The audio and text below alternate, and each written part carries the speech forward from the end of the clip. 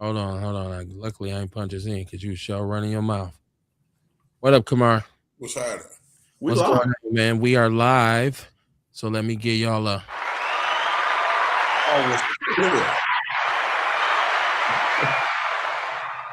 Welcome to Outlaw Radio, last show of the year. Outlaw Radio live on a Monday evening. I didn't want to come up with any fancy titles for it. It is what it is. It's not my first rodeo in terms of being the last show of the year. So what I figured I'd do is just kind of open it up for everybody and anybody who's listening to figure out what you thought was important or pivotal to this year. I just wrote down just bullet points and I hollered at both of my brothers. If y'all got something y'all want to bring to the table, let's get it in, let's get it out so we won't be talking about the same old shit in 2026. It is Outlaw Radio. Like I stated before, my name is Kevin Barnes. I'm the militant with a microphone and mouthpiece of the movement, a.k.a. the Negro Whisperer. But sometimes you hear people refer to me as the world-class smartass. I've had a smart mouth since I was a youngster, right? Ask all of my teachers from kindergarten up, they'll say, that motherfucker never shuts up and he got a smart-ass mouth. Welcome to the show. Mondays and Wednesdays is when we're normally on here in the frosty, frigid Midwest, as Ian so duly pointed out before the show. 7:30 p.m. Central Standard Time until whenever the machine just kind of says, Kevin, that's enough. Or AKA when we want to quit. But I'm not alone. I got both of my brothers here tonight. If you haven't noticed, it's kind of like a new look for Outlaw Radio. Once again, the show evolved to the point where me and Kamar just waited for destiny to bring someone along. And lo and behold, comes Ian C. Jordan. AKA the fact checker, right? You don't look for people. The show looks for people. Look what the wind blew in. Right. Yo, wow, man. What it do, man? How you doing tonight? Man, I'm good, man. Y'all looking good. Y'all Ghetto cool, witch man. doctor. Ghetto witch doctor. No Diddy. Ghetto witch doctor. That's that other dude. Hey, I said, no Diddy. He said, y'all looking good. No Diddy. Y'all look warm as hell. I'm just saying, y'all look warm as hell. Come on, please do your intro. He's weather flexing on us. I'll mute his mic. What's happening, Kamar? What it do, man? Peace, y'all. How y'all doing? Welcome to Outlaw Radio. When we talk that talk, we definitely walk that walk. Raising vibrations and elevating thought. Y'all better come on in. I'm trying to tell you, I am the black woman lover, the black man's brother, the culture teacher, hood healer, the ghetto witch doctor. Hey, mama, there go the CMOS, man. Y'all better come on in now.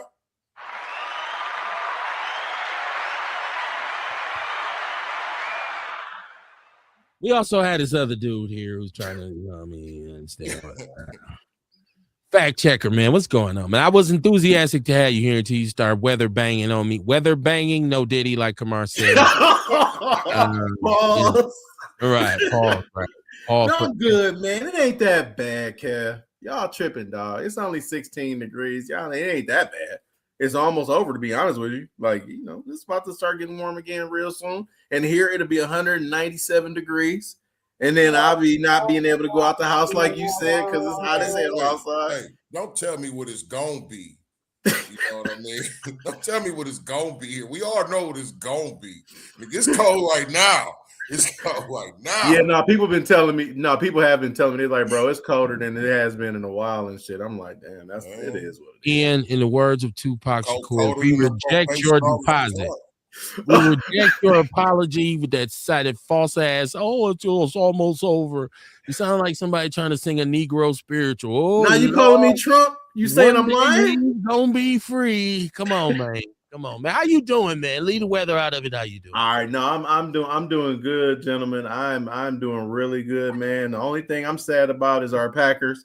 They hopefully can pull this together. It's looking bad, but outside of that, man, everything is good. Everything is a blessing. It looked bad the last time they won the Super Bowl. You know what's funny about that, Kumar? I'll give you another stat since you want to pull out that stat. Brett Favre, Aaron Rodgers, and Jordan Love all have one thing in common. They all were 27 when they got their first Super Bowl. And if history repeats itself, Kev, I know both of y'all remember this.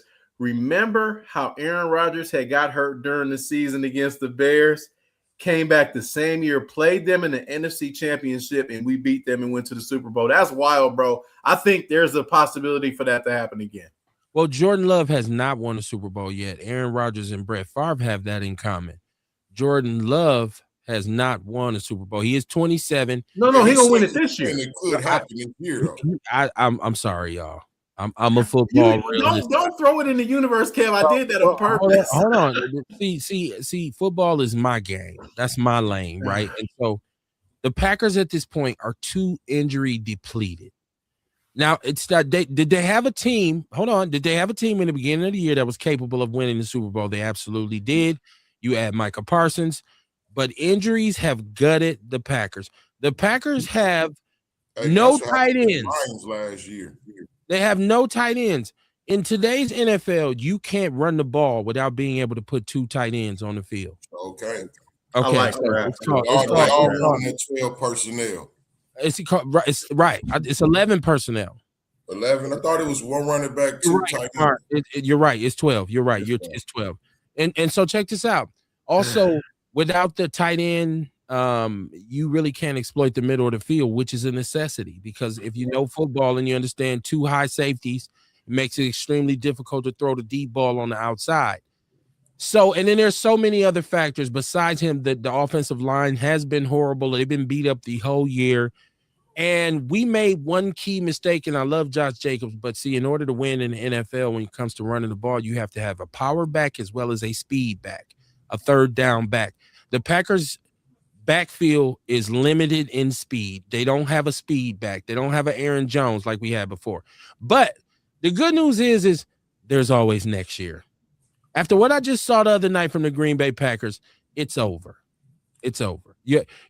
You can't allow somebody to come into your house and run for 200 plus yards for 41 points. And this is during a game where your offense is on fire. Man, okay. Now, I said that in the first quarter. I said this motherfucker finna run for 200 yards today. And he passed Tony Dorsett on the all-time rushing list in Lambeau. And it's over. 41, a 40 burger in Lambeau in what's supposed to be our weather. And nothing complicated. Run, nigga, run. Okay, now, what's unique about Outlaw Radio and what we love the most is, first of all, we have a phone line, and that's 262-202-5131. Not unique in the sense that other shows, radio shows, don't have phones, but in Milwaukee, very few do. I'm just flexing a little bit. We also have a chat room, which has people in it, so if you don't want to call, you can jump in the chat room. A says, what it do? He said the Bears lost, though, which is true, and I'm always happy for that. A says Malik is better than Love. He is not. He is unproven. It's cool to do it coming off the bench. Let me tell you something about football. But when the NFL, when NFL coaches can plan for you week in and week out for 17 games, and understand this, a running quarterback is cool and sexy at first, until he keeps running the ball and he's beat the fuck up, bruised, and battered. It happens. Jordan Love is a pocket passer. Jordan Love has 3,400 yards, 26 touchdowns, and 6 interceptions right now. 23 touchdowns and 6 interceptions. That's elite. That's elite. Now, has he won games he should have? But you don't lose by yourself. So most of the games Jordan Love has lost, especially in the playoffs, were defensive. Yes, they were. Well, now the one against San Francisco, non-binding, that is on the Packers. But we had at the time Devontae Adams, we had Aaron Rodgers, so we had Aaron Jones, we had the tools, we lost. But this year is different. I just think that it's hard to overcome as many injuries as they've had. Like, it's just like when you get to the point where who's the white dude who came in for Malik Willis? Right, nobody knows. This dude worked for the YMCA in Green Bay. I'm like, come on, son. And if he'd have stayed in any longer, the offensive line is so bad, he would have gotten hurt. We would have had a wide receiver playing quarterback. Ewok said, don't nobody want to hear that Packer shit. Well, whatever, Ewok. especially if you not a Packer supporter. I'm not a fan, but I'm a supporter. I tell you what, nobody wants to hear. That Chicago Bear bullshit. Y'all ain't won a Super Bowl since crack came. 85. Right. The crack era. Since the crack era. Yeah. No, they ain't won a Super Bowl since the powder era, nigga. Not the crack era. Right? He said powder. And who was the last time they even been to the playoffs? The crack era. So listen, that was the crack era. This Chicago fans deserve this. Just like the Detroit fans deserved it last year because y'all team been ass cheese for the last 30 years. So have your fun. That whole injury riddle thing that happened to the Detroit Lions last year. Yeah, it did. Yeah, not to this level. Well, I guess you could say Morrison was hurt, but okay. Yeah, they got fucked up.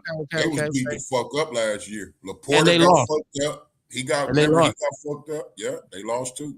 They lost in the playoffs. Thanks for ruining my fantasy, Kev. I know Jordan Love ain't got a damn Super Bowl, Kev. Now look, check this out, man. Jordan Love and them receivers, who knows, man, they may turn it up and outscore. Yeah, Kevin.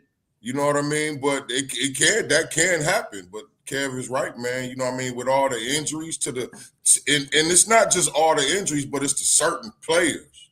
They gonna win one game in the playoffs. I mean? You got core players. They got a lot of core players that's out. You know what I'm saying? Lineman, tight end, you know what I mean? Micah, you ain't even got to mention him. You know what I'm saying? That's the closer. They don't look good, man. They actually just don't look. You don't give up, like he said. You don't give up 41 points at the crib. Aside from the injuries, Kamar, everybody's forgetting something very important. We don't have cornerbacks. Our cornerbacks have the worst group of corners in 30-something odd years playing for the Packers. Listen, Keyshawn Nixon gets beat on every route by every and I like Keyshawn Nixon. I do too. And you get a pass interference and an unnecessary roughness call every game almost. It's bad. What are you taught? Listen, I've seen that man. Just if you broke his film down, I've seen him get beat on every single route you can possibly run on the football field. You go on the other side, Hobbs, a very high-priced free agent acquisition. Garbage, can't tackle. Carrington Valentine can't tackle. It's not a Super Bowl team. It's just not. If you look at the one we won, I wish they were. We had BJ Raji up front. We had some players. We had Nick Collins, who was playing some of the best ball before he got hurt in the Super Bowl. Yeah. I mean, we had Charles Woodson. So that team was made. It was some ballers on there. This team, Rashawn Gary, goodbye. Hope you got the U-Haul packed. Oh yeah, he out of there. Kick dust, man. Kick dirt. I think this year, man. I think this year they're gonna go cornerbacks and defensive line. Oh, and O-line. You have to, and you got to get another back. Brandon Jacobs is beat to hell and back. Yeah. You can't commit to Wilson fully because he's not a third down back. You need a speed back. They was hoping, and they're gonna fire LaFleur. They was hoping for Lynch. They was hoping for Lynch to get in there. He never had developed. He never could get it together. They're gonna get rid of LaFleur. Worst luck in the world for that young brother too, man. He was nice too. Oh, he was nice at USC. He was dope. Yeah, he was nice. He was. Now let me go to chat room. Dion says, "What it do, y'all? I didn't think y'all would be on tonight." Well, we won't be on Wednesday, so I figured I had to do a show tonight, y'all. So shout out to all the Outlaw family out there. Y'all, please share the show. Let's get this in front of some people as we're going to talk about this year that we just went through, 2025. A says the problem is Love. He chokes in big games. Absolutely not Love's fault. It takes 11 players to lose a football game. Listen, as all you Bears fans better understand, we were leading by 13 with 2 minutes left. You got a fumble by Brandon Jacobs. You have Romeo Doubs not catching an onside kick, and then you have Keyshawn Nixon getting raped on national television how many times in a row to win the game? That's not Jordan Love's fault. And Jordan Love don't play defense either. He was also knocked out with a concussion, and Malik Willis came in and lit it up. Well, Jordan Love wouldn't have tackled Henry. No, absolutely not. Dion says 2006. That's the last time they went to the playoffs. Congratulations, man. Welcome back. God damn, that's 20 years ago. Y'all deserve this shit. Listen, Bear fans, I'm not really mad because y'all deserve this. Y'all need to get in there. garbage. Lions fans too. And they played their ass off this year too. Oh my God, they played their motherfucking last ass night. off. Ben Johnson is a great coach, and I said Caleb Williams was going to be something, and a lot of people said no. I told you. Right. I said it too. I said before they picked up Ben Johnson, I was telling them, I said, they need an offensive coach, man. They need a good quarterback coach. A motherfucker, because Caleb was nice. He was nice coming out of school too. He still throws too many picks, and he still takes too many chances, and he still runs too much because he's going to get, as they say, clobbered. Somebody gonna knock the Mario coins out this young brother, and I wish him bad luck. But look at Lamar Jackson. Lamar beat him to the point where he's like, I'm cool. I don't want to run no more. He don't want to run no more. Go ahead and take care of that shit, right? Deion said two black coaches. The Bears did they have two? I know they had Lovey. The Bears were reputable when Lovey was there. He took them to the Super Bowl. But he was a defensive coach, though. He had that defense on point. Like every year they was in the top 10. They was good. Man, my brother. The Bears done fucked off so many quarterbacks' careers. They've been getting good quarterbacks. They just didn't know what to do with them. They've been fucking their career. Trubisky was nice when he came out. You know what I'm saying? I thought I was in the minority. Once he get cracked one good time, it was a wrap for him the rest of the game. Well, they suffer from bad management, like the GMs like that, and you could get one player, and then you put a bunch of trash around him and a Booney Lee Farnsworth ass coach. Right. And like I said, Ben Johnson. But see, this is what's going to happen to the Bears. They better win it this year, because next year the NFL will have them figured out. And also, the injury bug awaiteth, and so does free agency and coaches on your staff right now getting plucked. That's what happened to Detroit. Ben Johnson plucked away. It happens when you win. See, anybody can win one season and be a Cinderella team, but can they do like we've done and just maintain the winning for 30-something years straight, right? No, they can't, and we'll see it, and we'll laugh again. No. At it. Earl Henny said, what to do, my brothers? Fuck Donald Trump and his friend Orlando. First time Orlando's name has been mentioned. One shot. A said that would be stupid to get rid of the coach. He's top 5. Yeah, I mean, I say LaFleur is one of the best young coaches in the league. LaFleur is a good coach. He suffered from having what was the prior defensive coordinator? He held on to the old man too long. Yeah, I know who you're talking about. Dom Capers. And then you also think about it like this. The Packers have missed drafting defensive players for about 10 years straight in the draft. You take somebody like Wyatt, who was showing flashes, and then he's hurt. Comes back, he gets hurt. Right? You go and get Parsons. He's dominant. He's hurt. Where's Rashawn Gary? You make $25 million a year, bro. You got paid. That man ain't since the powder era. Exactly. Right? Type shit. And it's all last night I was watching him get mushed into the ground by offensive linemen. Like, if you ever play football to get mushed in the ground when you down and they just push you on your back, it's the worst. You just out there flopping like a fish. I felt like they was just trying to get through the game. It was horrible. This shit don't mean nothing. Let's just get through this game. It was unbelievable. It was unbelievable. I watched it. Kev, when you start playing like that, that's when you get hurt. Yeah. Well, you see how many of them are hurt. Yeah. It was going out last night like it was a shootout. Like I'm here. You go to half-assing and shit. I think they got to hit reset, and they got to clear off some things. Like, I think Rashawn has to go. I think you got to let go of Keyshawn. I think you got to get rid of Hobbs. I think these young defensive tackles that you have are garbage. They've shown you over the last 5 games there's no upside to them. Since because they're on like 2 backups, and their defensive tackle room is depleted too. These young boys you got ain't worth a damn. They are horrible. They've shown no grit, no grind, and like I said, you see Micah Parsons chasing quarterbacks around. Rashawn Gary is in the stands getting a hot dog. Let's go. It's time to go, Rashawn. It's time. You got your money. You got your money, man. Go ahead, hit the free agent market. We don't want you here. I'll take Kingsley Enagbari, even though he's a knucklehead sometimes and gets the dumbest penalties, but he plays harder than you. That motherfucker, you can count on 2-3 flash plays out of him in the game. Oh yeah, and he's fast. He's athletic. He's fast. He just You got to get center. He do dumbass shit sometimes. Yeah, he's bruh. What the fuck? You went to college? So enough Packer talk, man. Ian made me do it. I was trying to stay away from him because my soul is hurt behind this whole season. This is a lost season. I've never seen I thought that. some of the choking I've seen this team do this year, from Cleveland to Dallas to Carolina to what they did last night, that they took the night off. I don't know if somebody told them, hey, y'all know y'all got a game tonight. Oh, do we?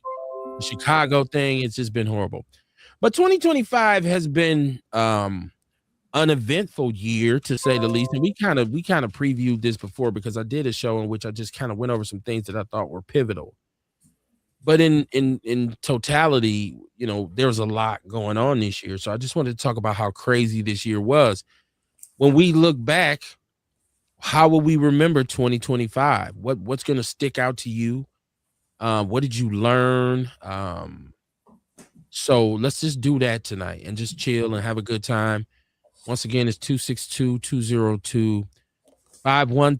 The chat room is popping. Mama Jenkins is in the chat room. How you doing, Mama Jenkins? She says, good evening, my Outlaw family. As this year closes out and we look forward to the new year, I'd like to wish all of you and our listeners a safe and healthy one. On that note, I paid my property tax today so I can have some peace in this raggedy city. Let's start there. 2025 for me was a year in which I watched my city deteriorate a little bit more than I have in prior years. I've been here my entire life, and Milwaukee has always had its fair share of issues. My formative years were from 1985 until 1995, in which I went from 10 years old to 20 years old. The height of the crack epidemic. I fucked around and got involved in it to a certain degree. I contributed a little bit of the foolishness that was going on in my community. Luckily, God was able to reach in and pull me out. So I've seen some tough things in Milwaukee. I've seen some things happen to our community, in particular the Black community, in that vein. And when I talk about the crack epidemic, that was so cold that even the temperature outside can't match it. I watched our community be abandoned, underserved, overrun with drugs and guns. I watched us lose our position in terms of where we were on the economic ladder in this city. We came out of the 70s, went into the 80s. We had the highest standard of living for Black people in this country. We owned property. We owned businesses. We had a community. The Black family structure was somewhat still intact. We had men in the community. We had a school system that had been forced to, a public school system that had been forced to desegregate. But I can honestly say I learned during my time in MPS. Of course, there was reinforcement from my parents, but there was learning going on when we were in elementary school. You learned how to read. You learned as what my mama called your arithmetic. And they tried to teach us some semblance of history. Thank God my mother was there to say, nah, that's false. Thank God Atkinson Library is where it's at, because I was able to go in there and dig into the books. But you had social studies. There were some basic lessons in civics. Okay. I watched us this year make sure that all of that's gone for the time being. I see a low literacy rate for our kids in low math and science. The achievement gaps in public schools compared to the suburban counterparts are garbage. I don't care how slanted you think those tests are. The reality is literacy in our community is not as high as it should be. Behaviorally in 2025, I've watched our children, our kids, our young people, all the way up to 25, totally come unraveled. From reckless driving to overdoses, opioids, drugs, to murder, to assault. I don't know that I've ever, and I've worked with young people for so long. I've been in the trenches with them, but this year represented a different kind of mentality for our youngsters in this city. They're still killing each other right now. It's damn near 2026. It hasn't let up. It hasn't subsided. We talked on this show about whether or not this is something that's systematic. I believe it is that, but also believe it's very systemic, meaning we have ingested the Kool-Aid.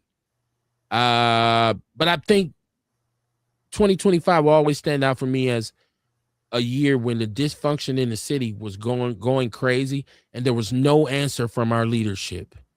I think all of our leaders in leadership positions, I should say, showed us that they were inept this whole year. And it's not personal, it's business.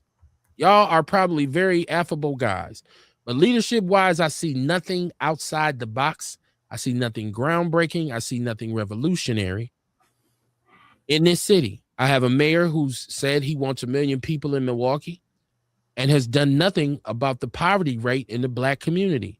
I saw him appoint somebody who he said, I'm going to handpick a director of this Office of Wellness and Safety or whatever it's called. And not that I put all this on them, but what have we gotten since that man told us he was going to put pressure on 7 months ago? Have anybody besides myself not seen pressure? Matter of fact, I would say the pressure's turned down. So that's the first thing for me. The dysfunction of the city of Milwaukee. Economically, we can talk, Kamara, I could talk 20, 30 more minutes about the economic bullshit that we've encountered and the lack of economic empowerment plans for us in this city. But I'm going to stop right there because I want everybody else to be able to talk. 2025, in terms of the city, what stands out for either of you? We'll start with the witch doctor. When you think about 2025 and you think about the city and what went on in the city, what do you think? Well, for me in the city, stick out with me is accountability, right? On all levels, like the leadership level, all the way down to our level, as far as being citizens. You know what I'm saying? Accountability. We all got places. We all got a part to play. Then, like I'm talking. Then when I speak about us, I'm talking about the accountability as far as our actions, the shit we doing. You know what I'm saying? The shit we allowing the people closer to us to do. Like, why the fuck we ain't stopping the people we know who out here damaging the community?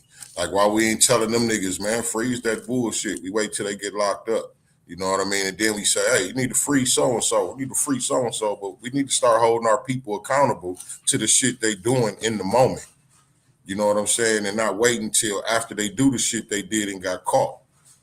You know what I mean? Accountability is the biggest thing I feel like we need to be looking at going into the new year. You know what I mean? Accountability help you grow as a person. Being accountable for your shit. You know what I'm saying? Learning how you fucked up or how you can make shit better. You know what I mean? I think we just done got away from that. Men, women, all that on all levels. Accountability. Now, Ian, it's a little bit different from you because you live in Arizona, obviously, but I'm pretty sure from growing up here, you're familiar with, you know, what's going on in the city. But so 2025, from there, obviously you have family here, but what do you think about the slide the city is taking under all our Black officials, elected officials? What I think about what the most amazing part of all of it, really honestly, is the increase in the homicide rate and the promotion that crime is down. Because I look and I go to these articles and stuff, like I go to MSN or I go to the Journal Sentinel websites, and it's just, crime is, we have a downtick in this, but the three of us know that they fuzz them numbers and shit. They manipulate them. They've been doing that since the white boy was there from Massachusetts, who Eddie Flynn. Yes, exactly. So you call him Fast Eddie. That's funny because of the car shit too, and No Pursuit. That's pretty good play on words. Yeah. But that is what is really astonishing to me, and the fact that I'm not gonna say nobody holds Cavalier Johnson accountable, because I mean, shit, you motherfuckers surely do, but it's not enough. Yeah, you do, OG do, like, yeah, it's a lot bad, of people bro. a lot of people speak on it, but we have to speak with our votes. Yeah, I mean, be allowed to coast to victory. You know, there should be a lot of opposition just coming from voters. Now, if we want to say, hey, we want to give you one more chance, but we have some conditions here we're going to need for you to rectify, and we're going to need for you to commit to them before we cast our ballot the next time. Yeah, and that's something for you in particular, this is actually something I've been wanting to ask you. If he runs, is there anybody you see on the shelf right now that they could put up against Cavalier to have him, to give him a fair shot. I don't see anybody. What David Crowley is what they're thinking about governor with him, right? He is running for governor now. I would personally believe Brother DC should be running for mayor. Exactly. I just believe that he is more of I'm trying to think of the right way to say this, because we need somebody that's a little bit more tough, a little bit more straightforward. I think DC plays the game a lot. I think he's I'm not DC, I'm sorry, y'all. Not DC, but I think the mayor is trained. It's like he has handlers. He's very user friendly. He's a smiling guy. Like, the only time I ever heard him really get upset is when he told the shooter, "You too damn old to be shooting at police." Like, that was comical, and everybody kind of laughed. Like, "Oh, you here, little dog, little buddy." Right? It's hard to be tough when you little like that. I'm sorry, short guys. Shout out to all you short brothers. Like, it's when you say something tough, sometimes people look down at you like, little dog, mad. I'm just saying. He walked in the chat room saying Brandon Jacobs cost him, Josh Jacobs, I'm sorry, cost him $250. He said he only had 3. He's hurt. He's hurt. He is beat up. Can't hear you, Kamar. Hey, Ewok, he fucked my shit up too, dog. Hey, I've been banking on Jacobs every week, man. I've been banking on him every week. Shit. I bet you Jacob's knee is the size of a watermelon when he wakes up in the morning. He's hurt. Yeah, he fucked, I'm sure. Yeah. You could just tell he's hurt. So, but that's what I'm saying. You have to get a third down back. You got to get a back that splits carries. That's the new NFL. You can't just keep slamming that thing up in there. No. Donald Trump. Hey, most teams, that's how they kick it too, man. You know what I mean? Or you even see a team where it's like they back up may do the second series. They alternate series and shit. I see that exactly, a lot. Bro. Exactly. You know what I mean? That's nuts. Well, you got to understand, when it comes to running the football, there's inside and outside. Some dudes who can run between them tackles can't run outside the tackle. Some dudes who can run outside the tackle don't want none of that business up in the middle. So that's why you gotta have complimentary backs. They usually don't want nothing in them. You say, man, I don't do that shit. Y'all better call a pitch. What the hell? I'm a pretty nigga. I'm running around this motherfucker. You better find you a Mike Allstott and quit asking me that shit. Yeah, right. Earl said Donald Trump dumbass 30-25. He said a little shy. Shout out to Ajamu Butler, my brother, Mr. Hill of Hood, in the chat room. How you doing, ma'am? How you doing? He said, good evening, fellas. My brother. Welcome aboard. Mama Jenkins says on last night they called the names of the homicide victims, but guess who didn't show up? The new director of the Office of Wellness, Mr. Adam. The mayor made a brief statement about the 160 plus candles on the table, but he mentioned nothing about changes or solution to the problem. Wait a minute. He didn't show up. Brother Adam. Damn. Brother Adam, this is the wrong way to start your job. Hey, can I give him one, y'all? Can I give him one? Yeah, he deserved that shit. Yeah, that Come on, Adam. What you doing, man? What you doing? Yikes. Damn. 2025. We got to do better as a city. We are right now in a situation, and I don't see enough people making noise about this. Yeah. We are overtaxed, overfeed, overcharged. we broke this all down a couple weeks ago about the millions and millions of dollars that are asked from a city to the citizens. Okay, millions and millions of dollars generated. We talked about the property tax levy, but in a city where the white median income, which you can always assume is at the top of the totem pole, is only $60,000 a year.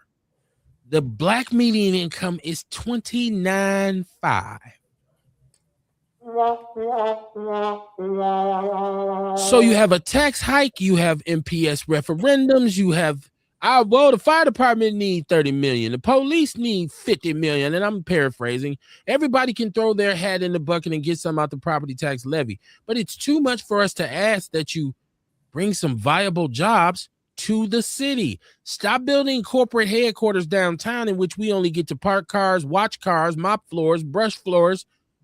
Now you have a couple black sisters as secretaries, but we don't occupy those higher those higher paying positions. This is why the expressway is so packed after 5 p.m. Those are the downtown workers getting back to the wild counties where the median incomes are much, much higher. The school systems are much better. The crime rate is much lower. They going back home, leaving us to shoulder the load. They want to come see the Bucks. They want to come see the Brewers. They want to come to the zoo. They want to come to the Repertory Theater, but they also want to get their ass back to Brookfield, Cedarburg, Oconomowoc, Whitefish Bay, Shorewood, in some cases, Brown Deer, Menominee Falls, Germantown, and not contribute to the pot. That has to stop. Now, I'm not saying that they shouldn't be allowed to move about as they want to. I'm saying that we should demand more of those jobs downtown or in our public school system or in our city leadership, our government, what have you, have residency requirements. We should say, if you live outside of Milwaukee County or the city of Milwaukee, when you come down here and spend money, an extra tax should be on you. It should be placed on you. Now, if you can create a luxury tax or a wheel tax, you can create a suburban tax, whatever you want to call it. Can. Very easily too, actually. Yeah. Let's do it. You want to come to well, listen, we need you to fill out some information. We need for you to fill out your zip code. What's your area code? Put that right in the register. Boop, boop, boop. Oh, taxes. Mama Jenkins says this city needs leadership that has a vision of economic development with an overhaul for our school system. We have at least 10 vacant schools within the inner city. And the ones that we have are half full. Now, I don't know about this year so far, but I know last year we had a 50% truancy rate. I'd like to know what it is this year. Yeah. So, damn, that's a lot. Right? It's a lot. It's a lot for a school system that has a $1.7 billion budget. Once again, let me say that again for people who think he just talking shit. It's 1.6 or 1.7 billion. They just got another bill. It's like 1.7 billion. We checked it about 2 weeks ago. Remember? Okay. Because they just got an increase with this latest budget. Bad. And this is after coming off years of financial mismanagement, right? This is showing there's still MPS money missing from years prior. There's a leadership that got the fuck up out of Dodge. And that black Republican stole that shit. Hey, listen, let's go. We talk about this at the end of the year. Jared Randall. Yeah, he's one of them. You know, he's and allowed to. We don't even want to talk about what's going on with the housing authority in Milwaukee. Once again, in 2025, we found out the housing authority was robbing the city and the feds. Now, how in the fuck you get away with that? And my man Hines gets to dip. He's on the island right now, sipping Mai Tais, chilling. Biggest robbery in the history of the city. But you want to patrol the streets and sweat the everyday citizens for parking tickets and tow their cars. We can talk about that. How many it's gonna be a revolt, bro. You gonna have motherfuckers really start to push back on law enforcement and other shit. It's coming. That day coming, guaranteed. Let's not pray for anarchy, but I don't pray for that. I just see it, man. This shit. No. Well, I've invested in a stock called 300 Blackout, so I feel pretty safe. Alicia Mullins, shout out to Alicia. She says paying for schools when I don't have any MPS schools is crazy. Right? She said absolutely no Hack'em conversations. Well, what will it take to get the people in Milwaukee pissed off? You didn't get pissed about the $200 million tax citizen paid tax money that they raised, revenue that they raised, and then gave 90% of the $200 million to pension plans. That didn't piss you off. That's bad, though. You haven't gotten pissed off about somebody coming to you with press conference after press conference saying the city is safe. We're good. Accidents are down 7%. When you're driving down the street seeing auto parts literally on the bump outs. There's fenders, there's bumpers, there's trunks. All you driving, I was like, God damn, is that a trunk? You talking about Tom Barrett? Where he at? No, I'm not. I'm talking about Mayor Johnson, who came out to us several times and said, actually, crime is down in the city. Had a slight uptick in homicide. Exactly, because Barrett used to say the same shit, though. And it's the same Negro standing behind Johnson that were standing behind Barrett. Our mayor for the first couple months, he lied about everything in the nicest way possible. When he said that, when they first asked him about MPS, he said, well, I don't know what's going on over there. I ain't heard nothing. Let me call Keith and see what's going on. Did you just call him by his name? He said that on the news. Not Dr. Posley, not Mr. Posley. He said, let me call Keith. Oh, shit. On television. This is a mayor who came on TV and said, as far as Hackham goes, they're doing the right things. They've had some issues, but they're getting it together now. Then you get news that citizens are getting evicted because Hackham can't find their payments. That the money that was supposed to be for Section 8 housing has not gotten to them.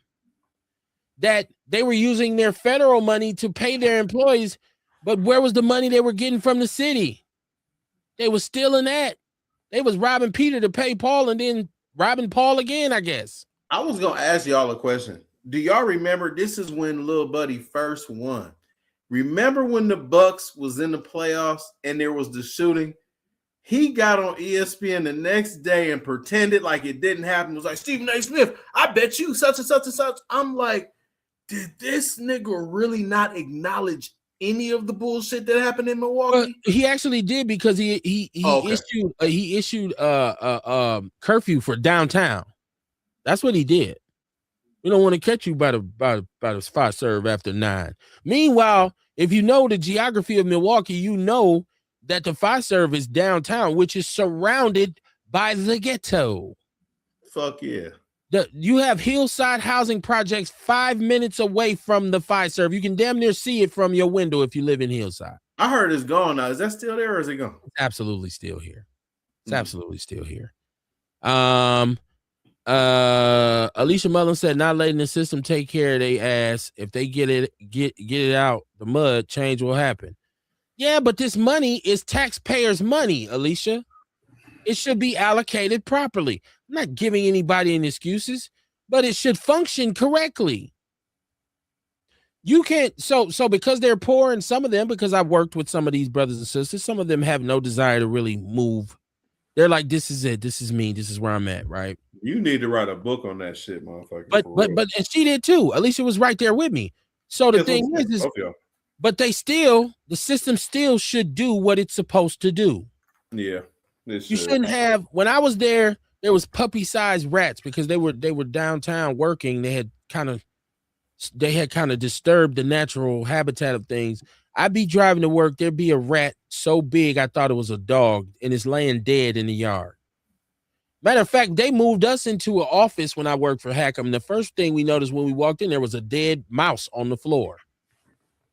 They had bed bugs, their maintenance record. The city runs the housing projects just like Barada runs his. Slumlord either way. That's all I'm gonna say about that. Oh my Lord. So yeah, there's some people down there who should, be sick and tired of being sick and tired, but they shouldn't be mistreated if the paperwork says this is what we're gonna do for you. Especially elderly people. Because a lot of that money and that funding is affecting the elderly people or disabled people who cannot necessarily move around, especially in a city where viable jobs are just not here. So there's that. That's my 2025 for my outlook on the city of Milwaukee. Anybody got any other one? The next one that we want to talk about that was big or pivotal in 2025, and we just got to talk about it. We got all night long if y'all want to throw one out there, because I can go on. Y'all know me. I go all night long. I was thinking about that funding that the Trump administration took away that was supposed to go allocated to downtown or whatever, or allocated to Milwaukee. That was interesting because I remember you had brought that up a few weeks ago. We touched on it, but something else had happened and we started, I think it was that Jasmine Crockett shit. We started talking about that. But I was real curious about the funding that got snatched away because that was part of his initiative to go after Democrat-led cities and shit, right? I think that was part of what Trump was doing. Yeah, there was money that was allocated for some freeway construction development. See, I keep telling people the money in America right now that's here getting it that people are getting right now that's there for the future in terms of employers is related to infrastructure. Yeah. Freeways, highways, streets, like sewer systems, bridges, creekways, all the infrastructure that you need for a city to run efficiently. There has to be construction to do that. Now we're doing a lot of construction downtown, but the problem with that even is that these are none of them, a very few of them are minority contractors. So once again, the money goes to somewhere else except for the city, right? But there was money allocated where Wisconsin and Milwaukee was supposed to be able to take advantage of it, and Trump said no. Now I don't know how much our mayor said about this.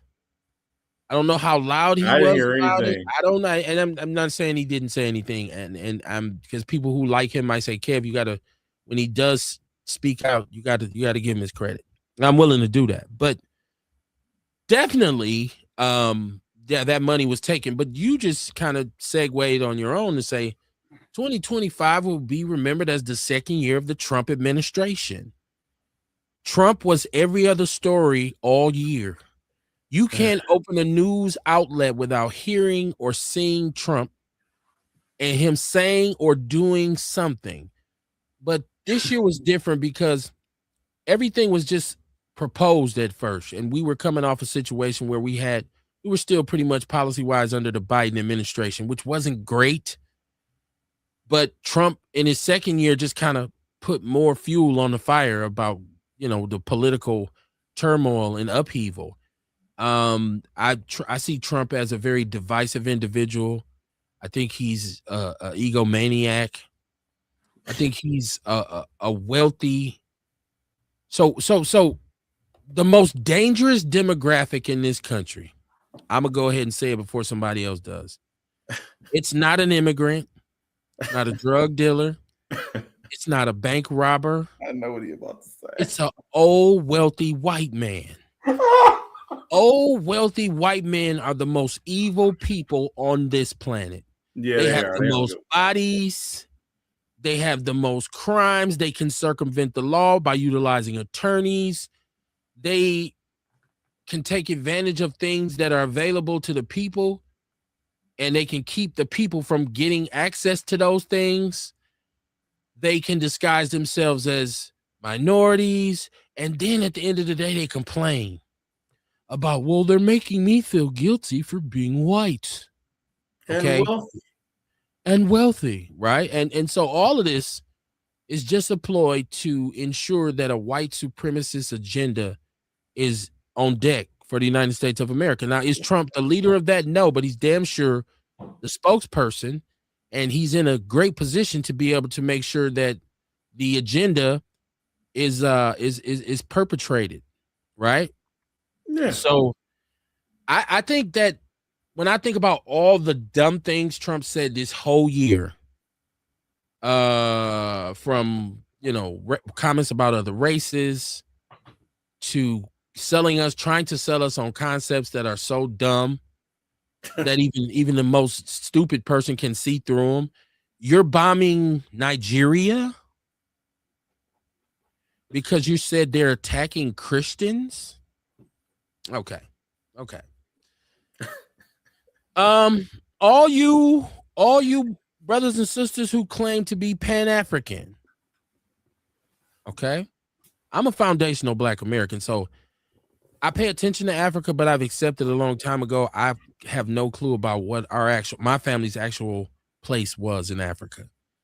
And I can't deny that there's some African DNA in my blood. Look at all this melanin running through my skin, but I'm a foundational Black American. My family and our legacy contributed. Mississippi and shit. Right. We contributed to building this country. We fought in every war. We are the economic spark plug because nobody wastes more disposable income than us. This is our country, bro. Right. So when I see Trump's silent aggression towards us, now he hasn't come out and said anything negative. I think every time he gives us a compliment, it's backhanded. When you say shit like, "Oh, the blacks, they love me. They love me. The blacks, you can't fool the blacks. The blacks are they pay attention. They know all the scam." That's why we know you're a scammer. That's why we look at you attacking civil rights acts from 1965 that were put in place because of the disproportionate functioning of our government, the discrimination in education, in employment, in neighborhoods, redlining, and there's nothing that wasn't touched by racism back in those days. You came in and said, we don't need that. Okay. And then you made this, you and the rest of these conservative talking heads have come with this woke bullshit and this fake ass DEI agenda in which, once again, white women gain more from than us. Homosexuals gain more from DEI than us. Once again, we were put at the back of the line. It became a very popular conversation to have at your job, but then they introduced the new CEO or the new VP or the new manager or director. And what color is he? White. Smite. White. Right. His last name probably Smite too. Right. Now, John Smite is your new director today. Everybody give him a round of applause, group applause there. Mr. Kulinski. Welcome aboard, Mr. Kulinski. Where you live? I live out in Burlington. What the fuck are you doing here? Right? Wallsworth. Yeah. Right. God, you need to come on out by me. No, I don't. Stay in your subdivision. Catch the best catfish you can. Right, Darnell? And they eat catfish unless we cooking it? They don't catch no damn catfish. You rarely see a white person unless they down south or a Creole skinning a catfish. They rather have cod. I like cod. Deion said, "Fuck Donald Trump."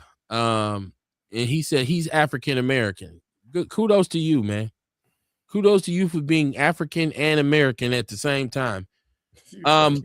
Are you outraged about what's going on in Nigeria, my African brother? You can identify as whatever you want to identify as, apparently.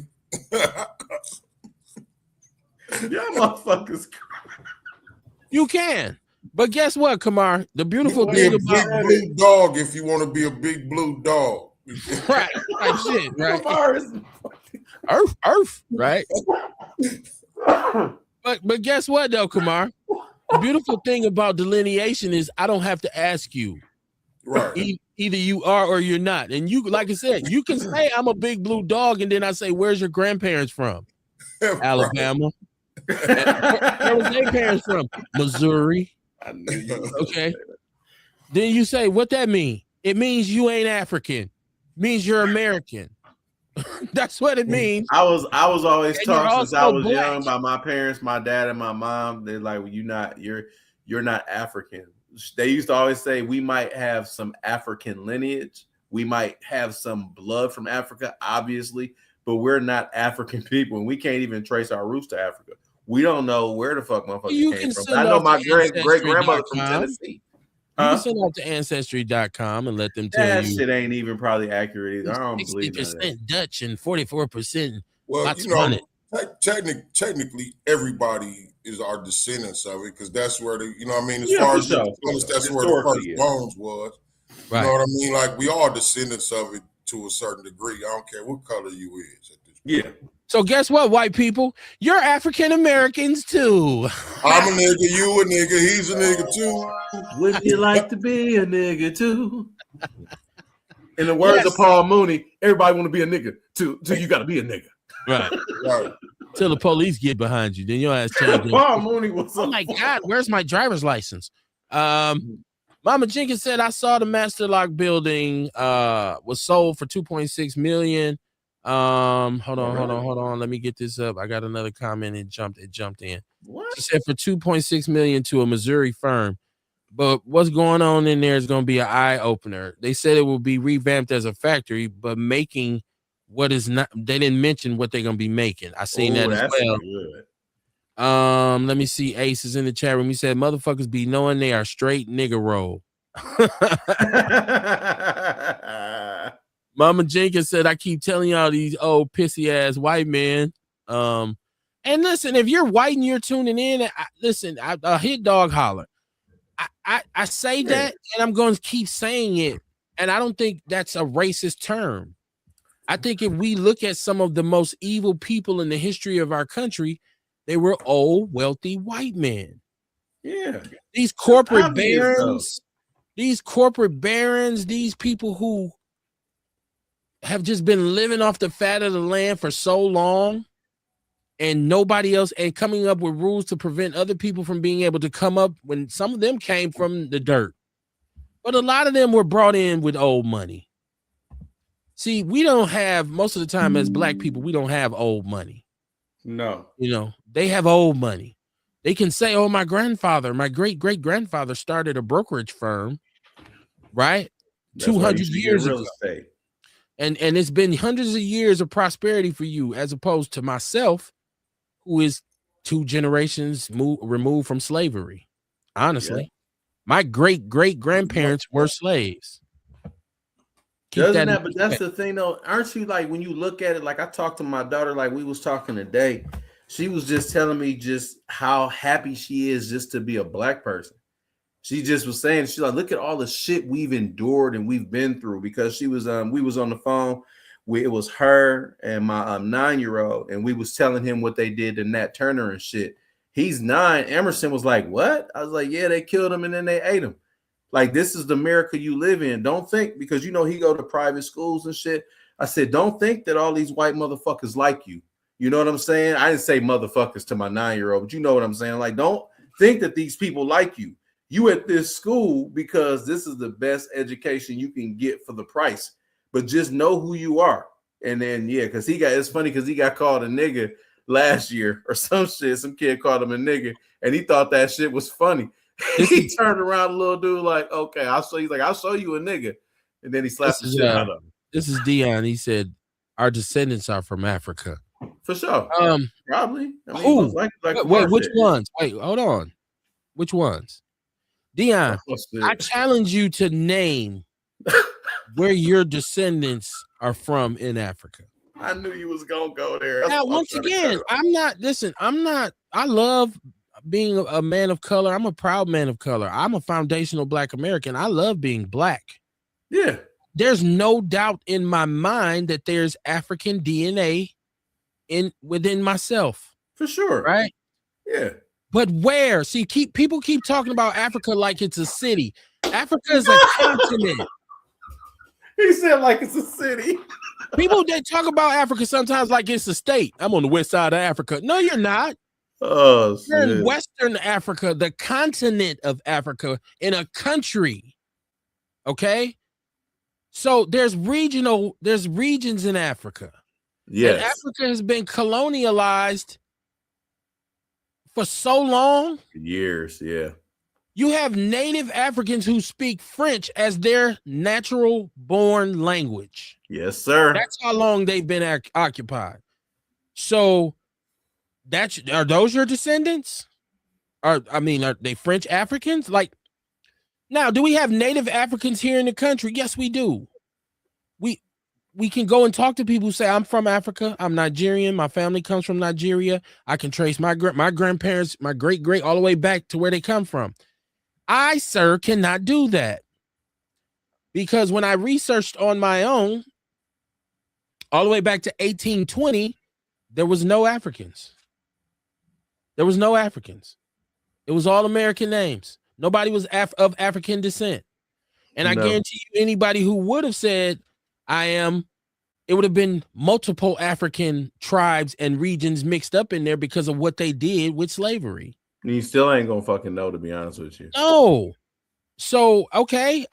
But you know what? There's Native American blood within me as well. Yep. There's some white in there too, because they've raided the chicken coop. So I'm an American, the boiling pot. I'm not, okay, you say our descendants are from Africa. I'm sure they are. But my immediate forefathers are from America, born and raised on this soil. I didn't find anybody who was born in Africa and brought over here. Okay, now Dion's on the line.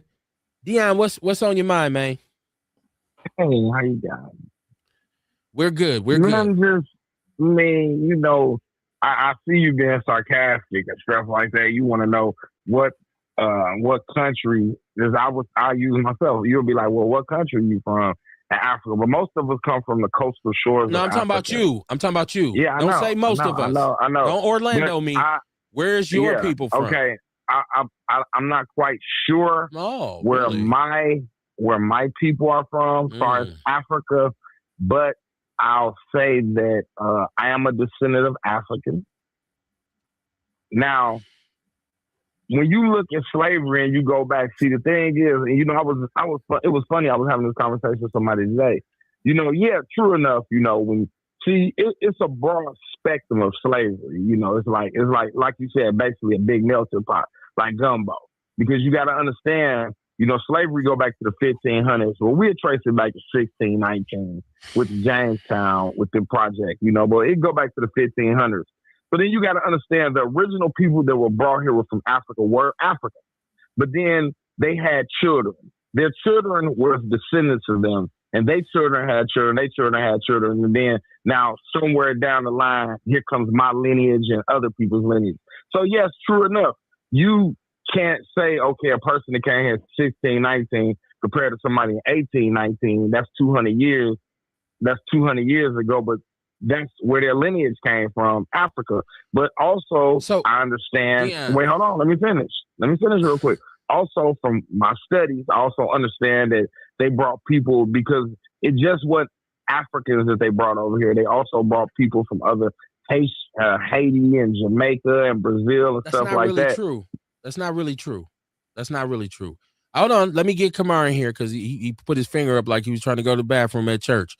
Go ahead, Kamar. Hey, I'll forget my shit right quick, right? So let me get started, right? Let me start talking. But you know, that's part of the atrocity though that fucked us up. You know what I mean? They snatched our history from us. So we don't know where we from. We don't know if we from here. You know what I mean? We don't know if our people actually come from Africa. We don't know if our people come from Mexico. We don't, you know what I'm saying? We don't know where they snatched our ancestors from or where we come from. And that was just a part of the slavery thing. And that's one of the reasons why it's so fucked up, because we don't know. And now here we are here on the podcast going back and forth about what we are and who we are. That was part of the point. You know what I mean? The strippers of our identity. Mm-hmm. Here's the deal that I think is hilarious. Somebody will quote me on being descendants from 1619.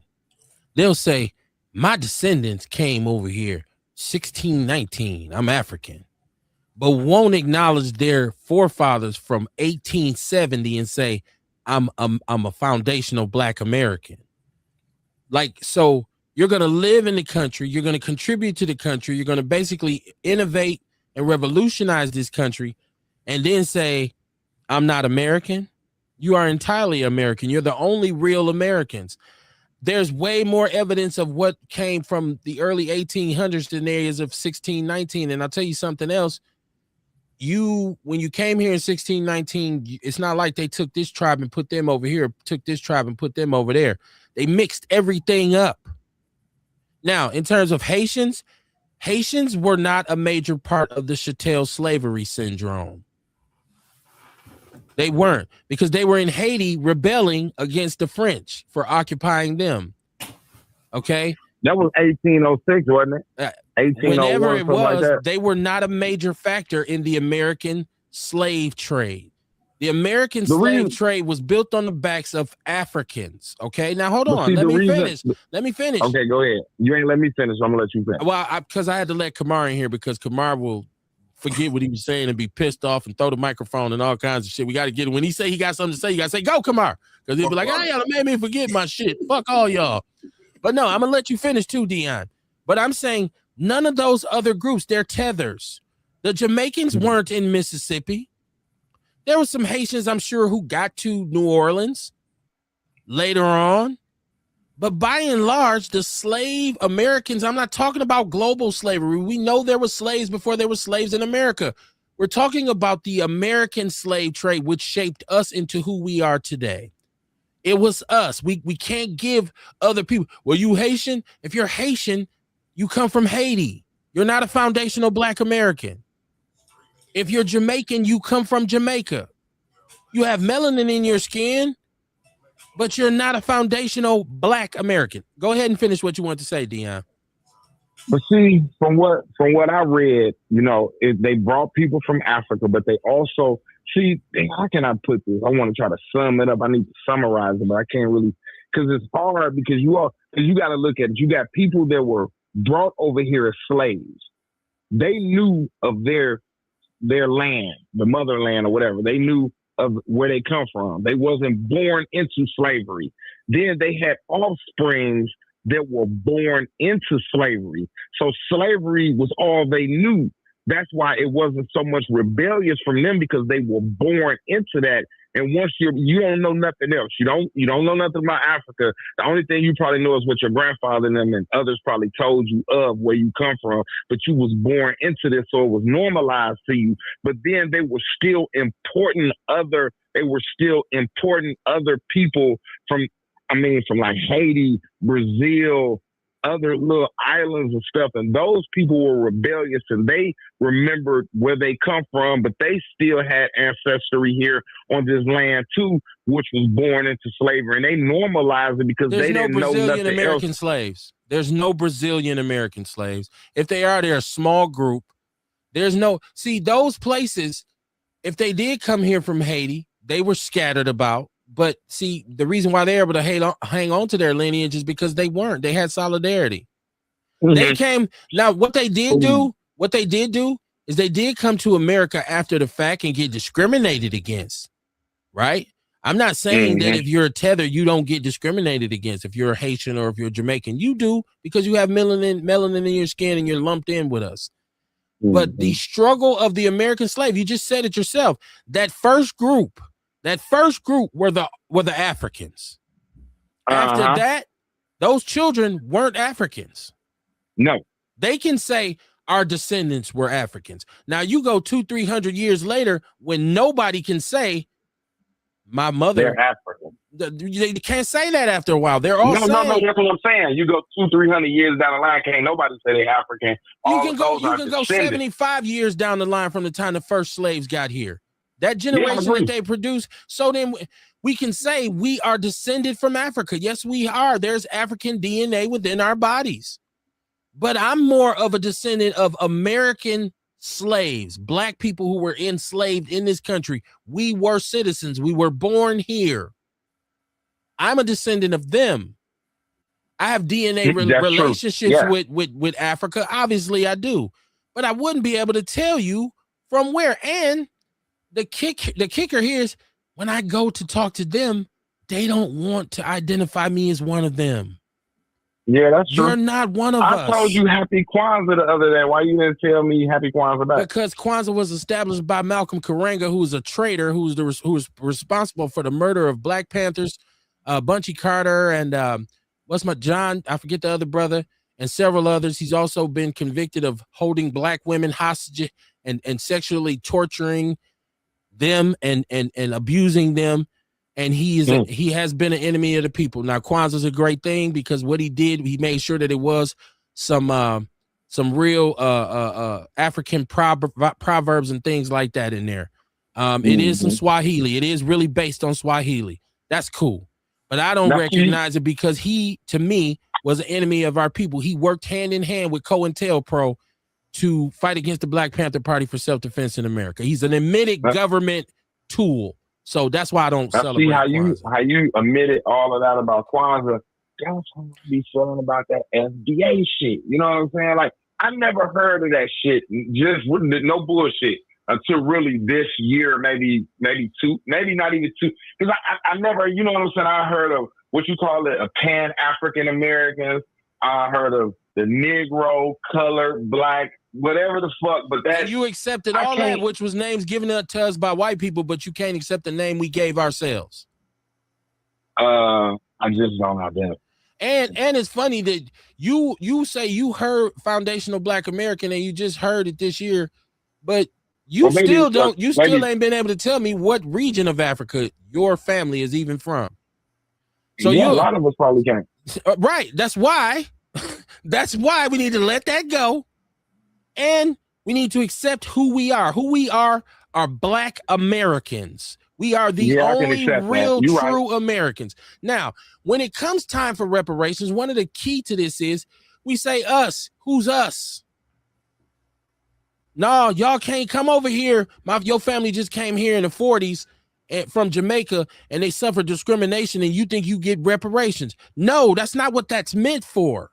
Reparations is the repayment of what you did to us by enslaving us for hundreds of years. Us. I'm about to mute you. I'm about to bust these So noodles that's on the why floor. I won't. And why is it cool for Mexicans to say they Mexican?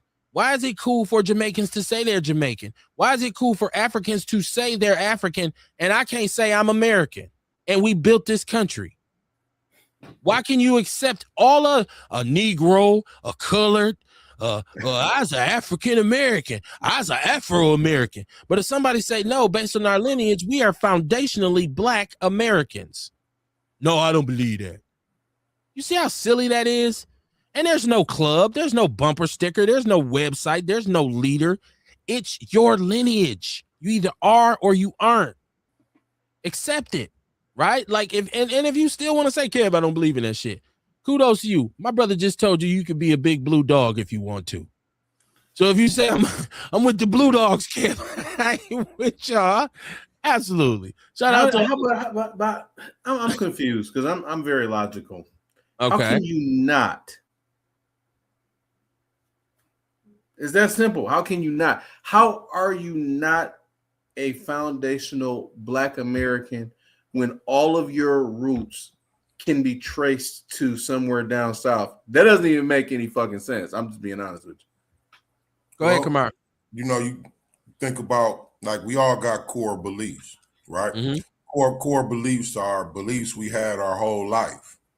You know what I mean? So you got brothers out here, like I say, you know, been arguing about who we are since they've been alive, since the beginning, you know what I mean, since slavery and shit. You know what I mean? We Moors, are we what the fuck, Hebrew or whatever, you know what I'm saying?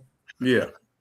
So we've been thinking that we've been all of these and we boxed into these few different boxes. And now all of a sudden we saying FBA.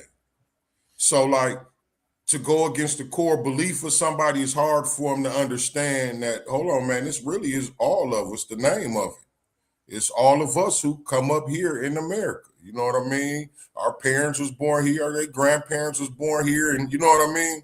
So it's hard for them to really digest that because it's a whole nother argument again. Like, you know what I mean? No, nigga, we Moors. I'm Moorish. I'm Moorish, or I'm Hebrew, or you know what I'm saying? I ain't no foundational Black American because like a lot of them tell you we ain't Black. Don't call yourself Black. So they refuse to call themselves that. You know what I mean?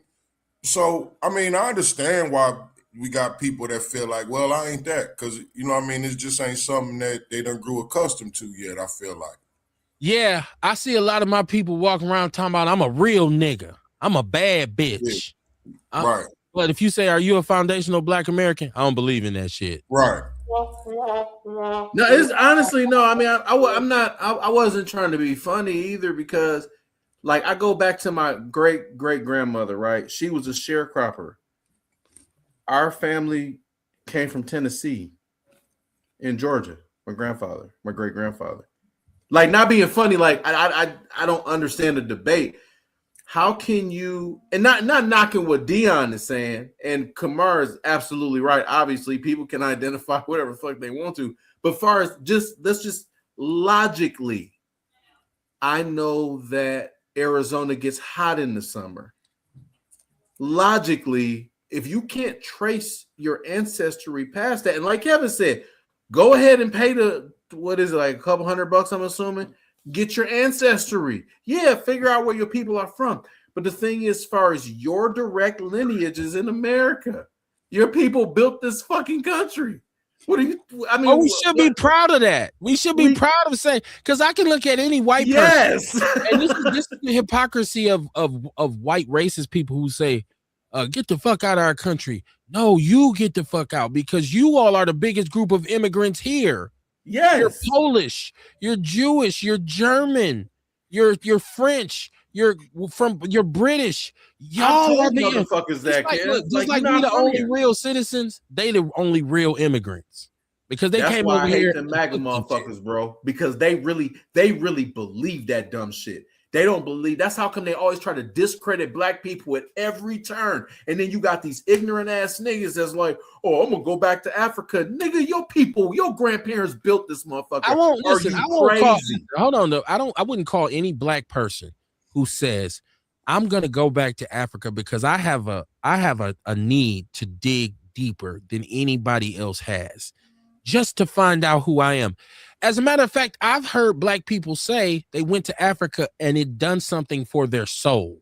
Oh no, Africa. I'm just saying for those reasons, like you don't belong here. I stood on the ground in Africa.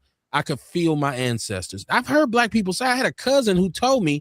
She said, I stood on the beach in Africa and looked at the ocean, and I swear I could feel some energy there. I can feel a deep down kinship to that land.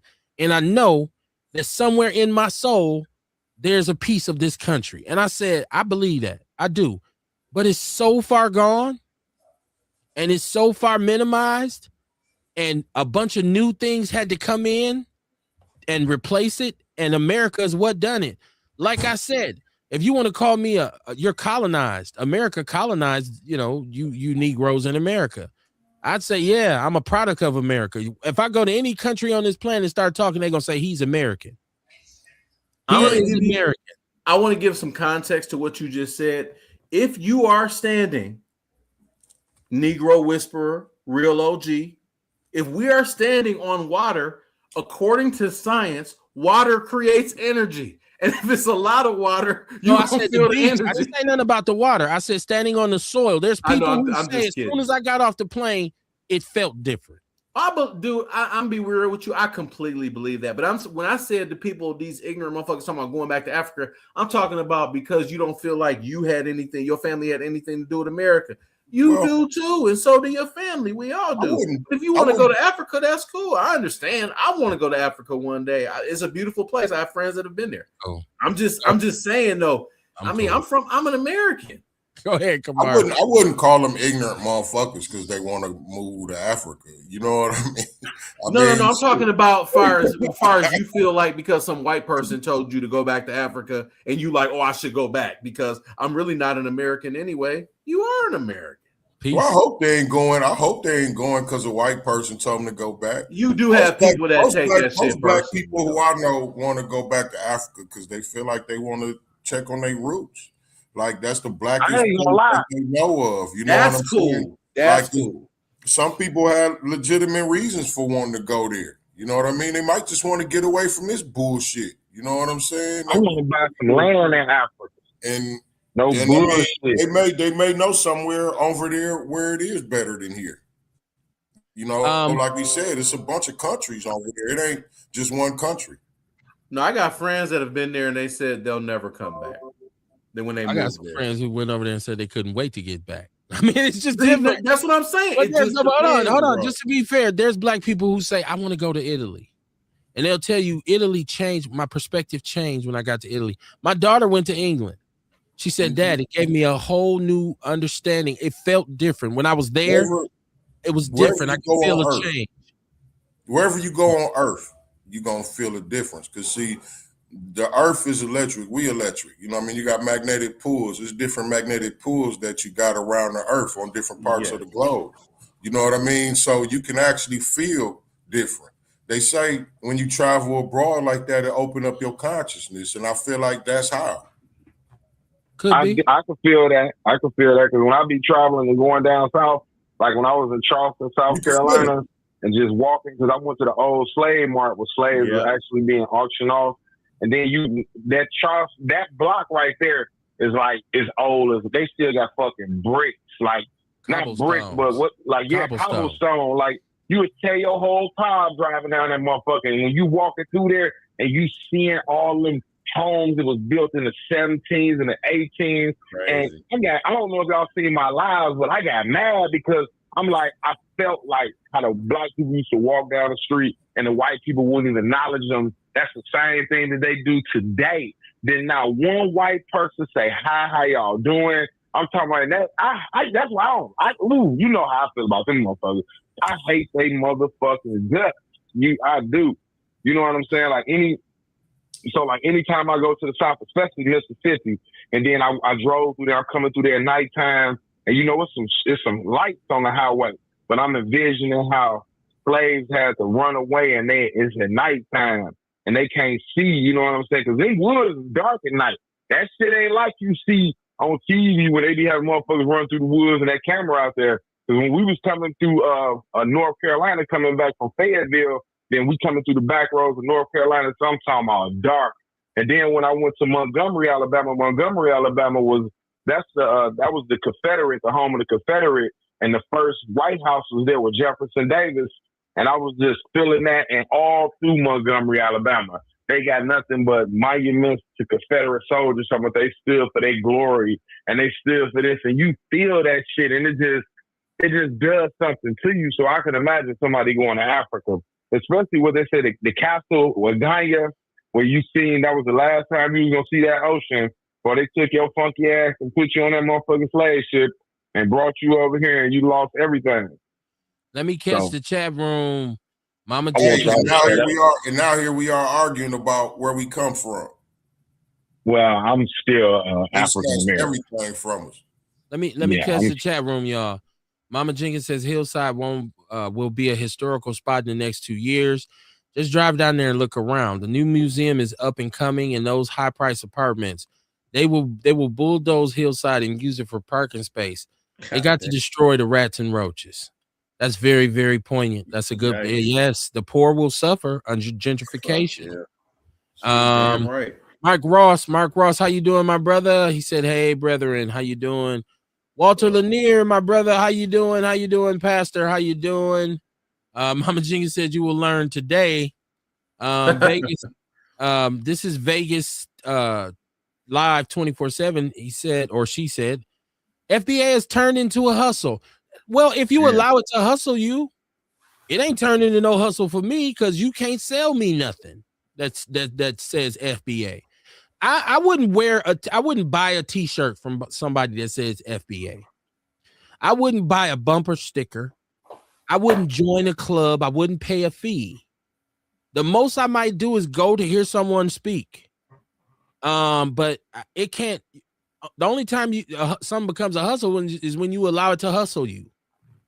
If anybody tells you anything otherwise than the fact that the delineation movement is about lineage and that's it, they are lying to you. It is not something you can pay to get in or out of. It is not something you can wear or take off. It is not a tattoo. Okay? There's no Bible. There's no manual for it. It's your lineage. Lineage is natural because you have no control over the people that made the people that made the people that made the people that made you. You have absolutely no say-so in that. So your lineage is what it is. You can pay to change it or get it changed on paper, but it doesn't change in reality. Vegas live, shout out to you for tuning in on the the YouTube. But I tell you what, if you've been hustled by FBA, let us know so we can tell people what to avoid. What else was big in 2025? I said this before. I'm gonna say it again. AI. I look at 2025 as AI was huge this year. Now, AI has been used for a very long time, I think, and the government has a habit of using things like people don't know. The government had the internet in some shape or form as far back as the 60s. Yes, they sir. used it. The military used it, right? Microwave ovens. The government has been experimenting and utilizing microwaves for a very long time. Okay. Yes. And I personally believe that a lot of the things that we take advantage of nowadays, that we take for granted, like microwaves, like telephones, like fiber optic communications, is reverse engineered alien technology. But that's a different show. Aluminum foil, revolutionary uses of rubber and plastic wrap, and all these things come from 1942 to about 1965. That's why you get the Jetsons, because technology took us. We was riding horses and wagons and carriages for hundreds of years, And all of a sudden, by 1960, we had electric, digital communications. All of a sudden, technology ain't jumped that much in that short span of time since. Brought to us by foundational Black Americans, a lot of it, just for the record. Say that again. A lot of those inventions were brought to us by foundational Black Americans, just for the record. Right, that's true too. That's of course. Well, once again, there's nothing we have not contributed to or made better since we've been here. Nothing. And somebody needs to remind those people right now. A lot of us who just hate themselves. This system is systemic for them, so they can't find reasons to love themselves. They can't find the beauty within us, and they say, "I wish I wasn't Black." They need to understand from who they are descended. They need to understand the greatness of us. They need to understand the people who have persevered more than any other cultural, racial identity.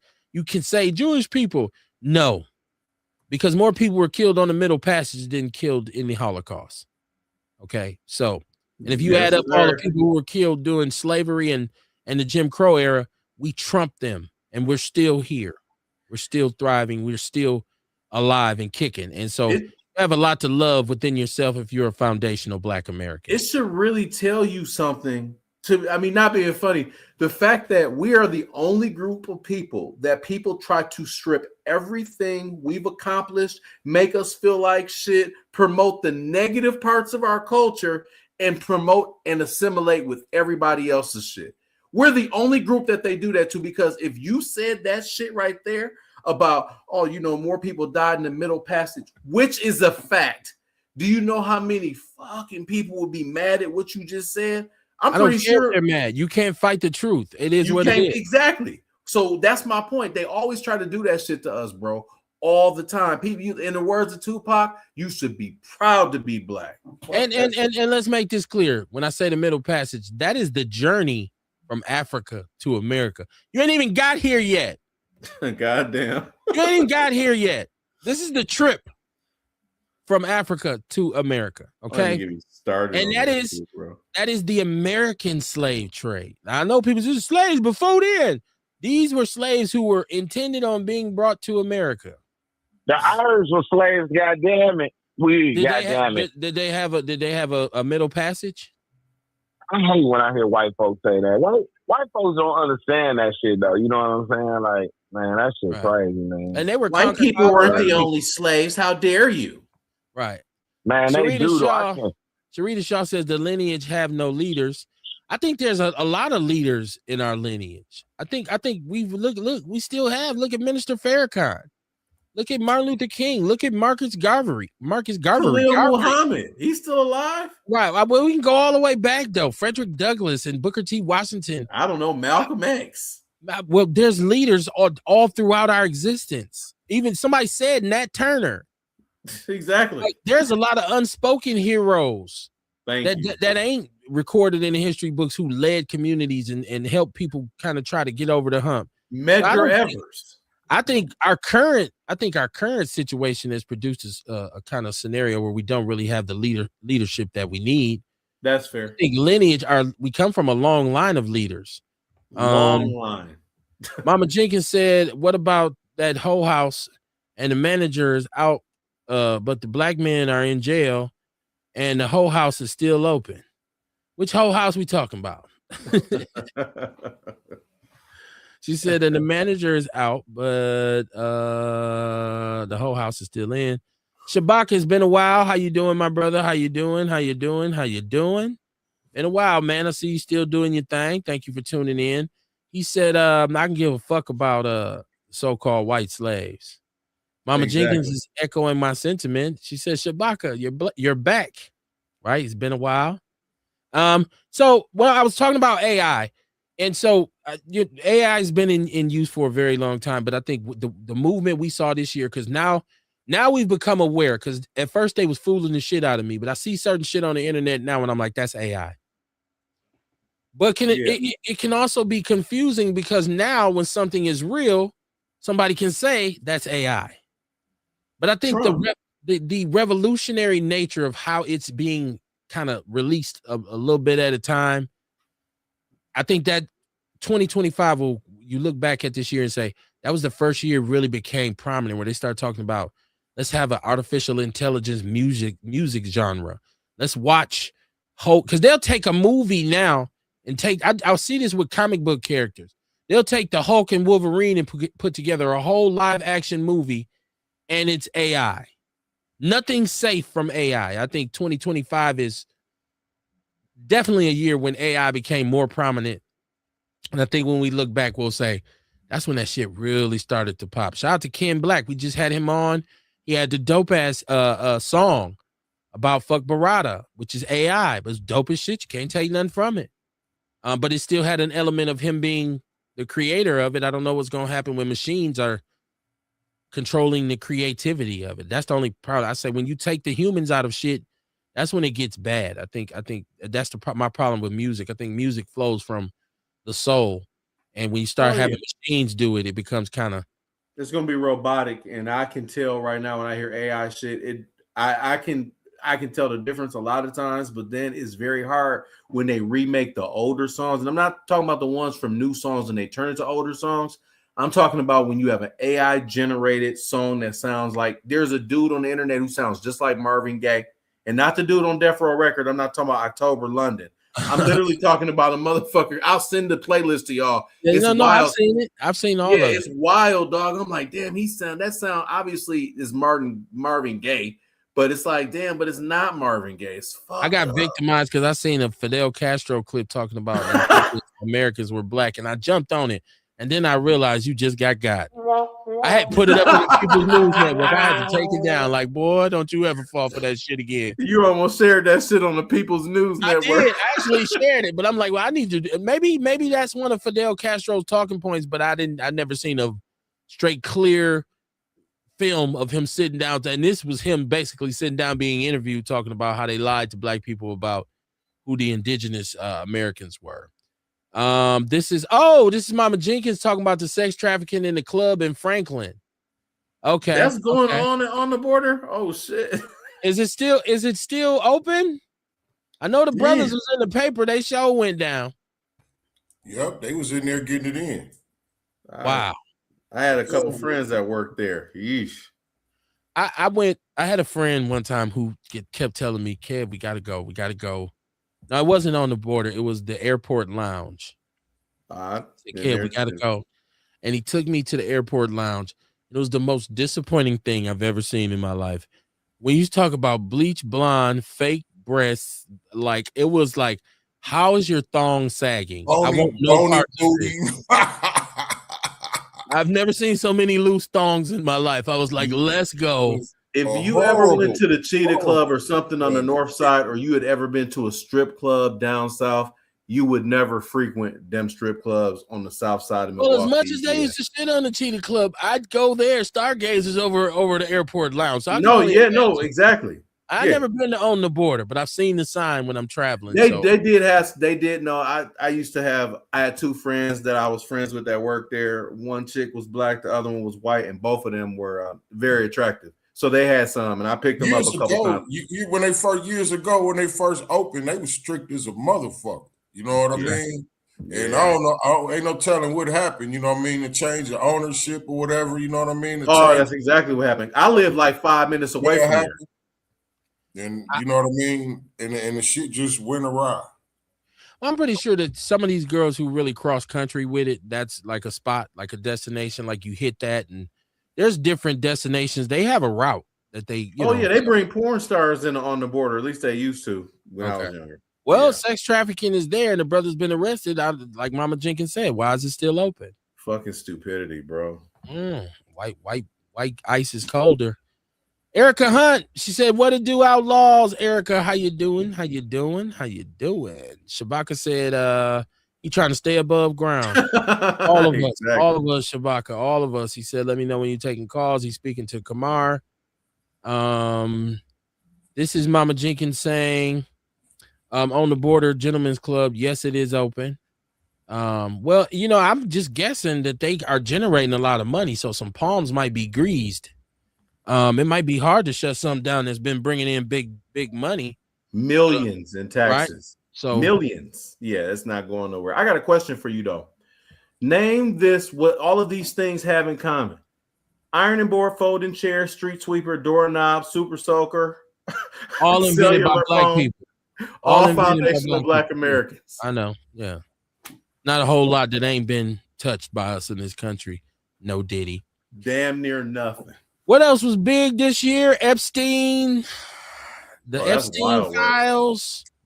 They were finally released. They've been redacted. There's accusations made. There's more and more spotlight shining on our president about his involvement. I think something as large as sex trafficking has to have the hand of wealthy white men involved so it can go. Yes. And so it wouldn't surprise me if Epstein was not the lightning rod to get these rich power people, because he was a money man. There's no doubt in my mind that he was a central figure in helping those, once again, wealthy old white men have a place that they can go and play Caligula. I absolutely believe that.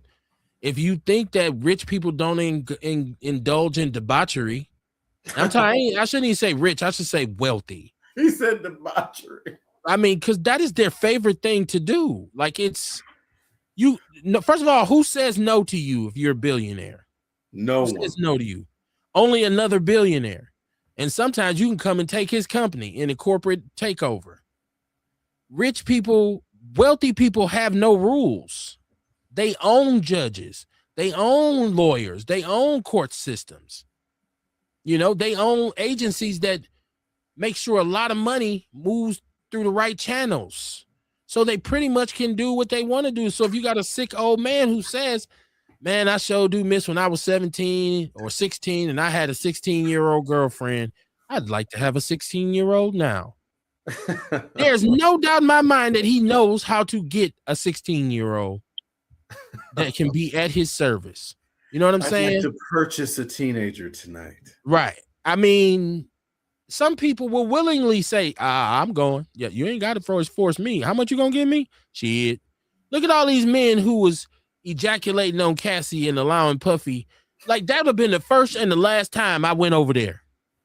Right? If I'm like a male stripper and I go over there and they say, I'm having fun at first first of all, I'm uncomfortable because why he's still sitting here? All right, I'm just gonna get it done. I got paid. Then when I finish and he starts to rub it on himself, I'll be dressed by the time he get done. Like, Playboy, where you going? Man, somebody take me to the airport, bro. Matter of fact, I done got paid. Let me call a Uber. Like, that's terrible. It is horrible. It goes to show you what will be done for money. Like, people. Hey, Google Bohemian Island when you get a chance. Oh God. Bohemian Island. Yeah. Bohemia? Is that, I thought that was the name of it. Bohemia, or is there a difference?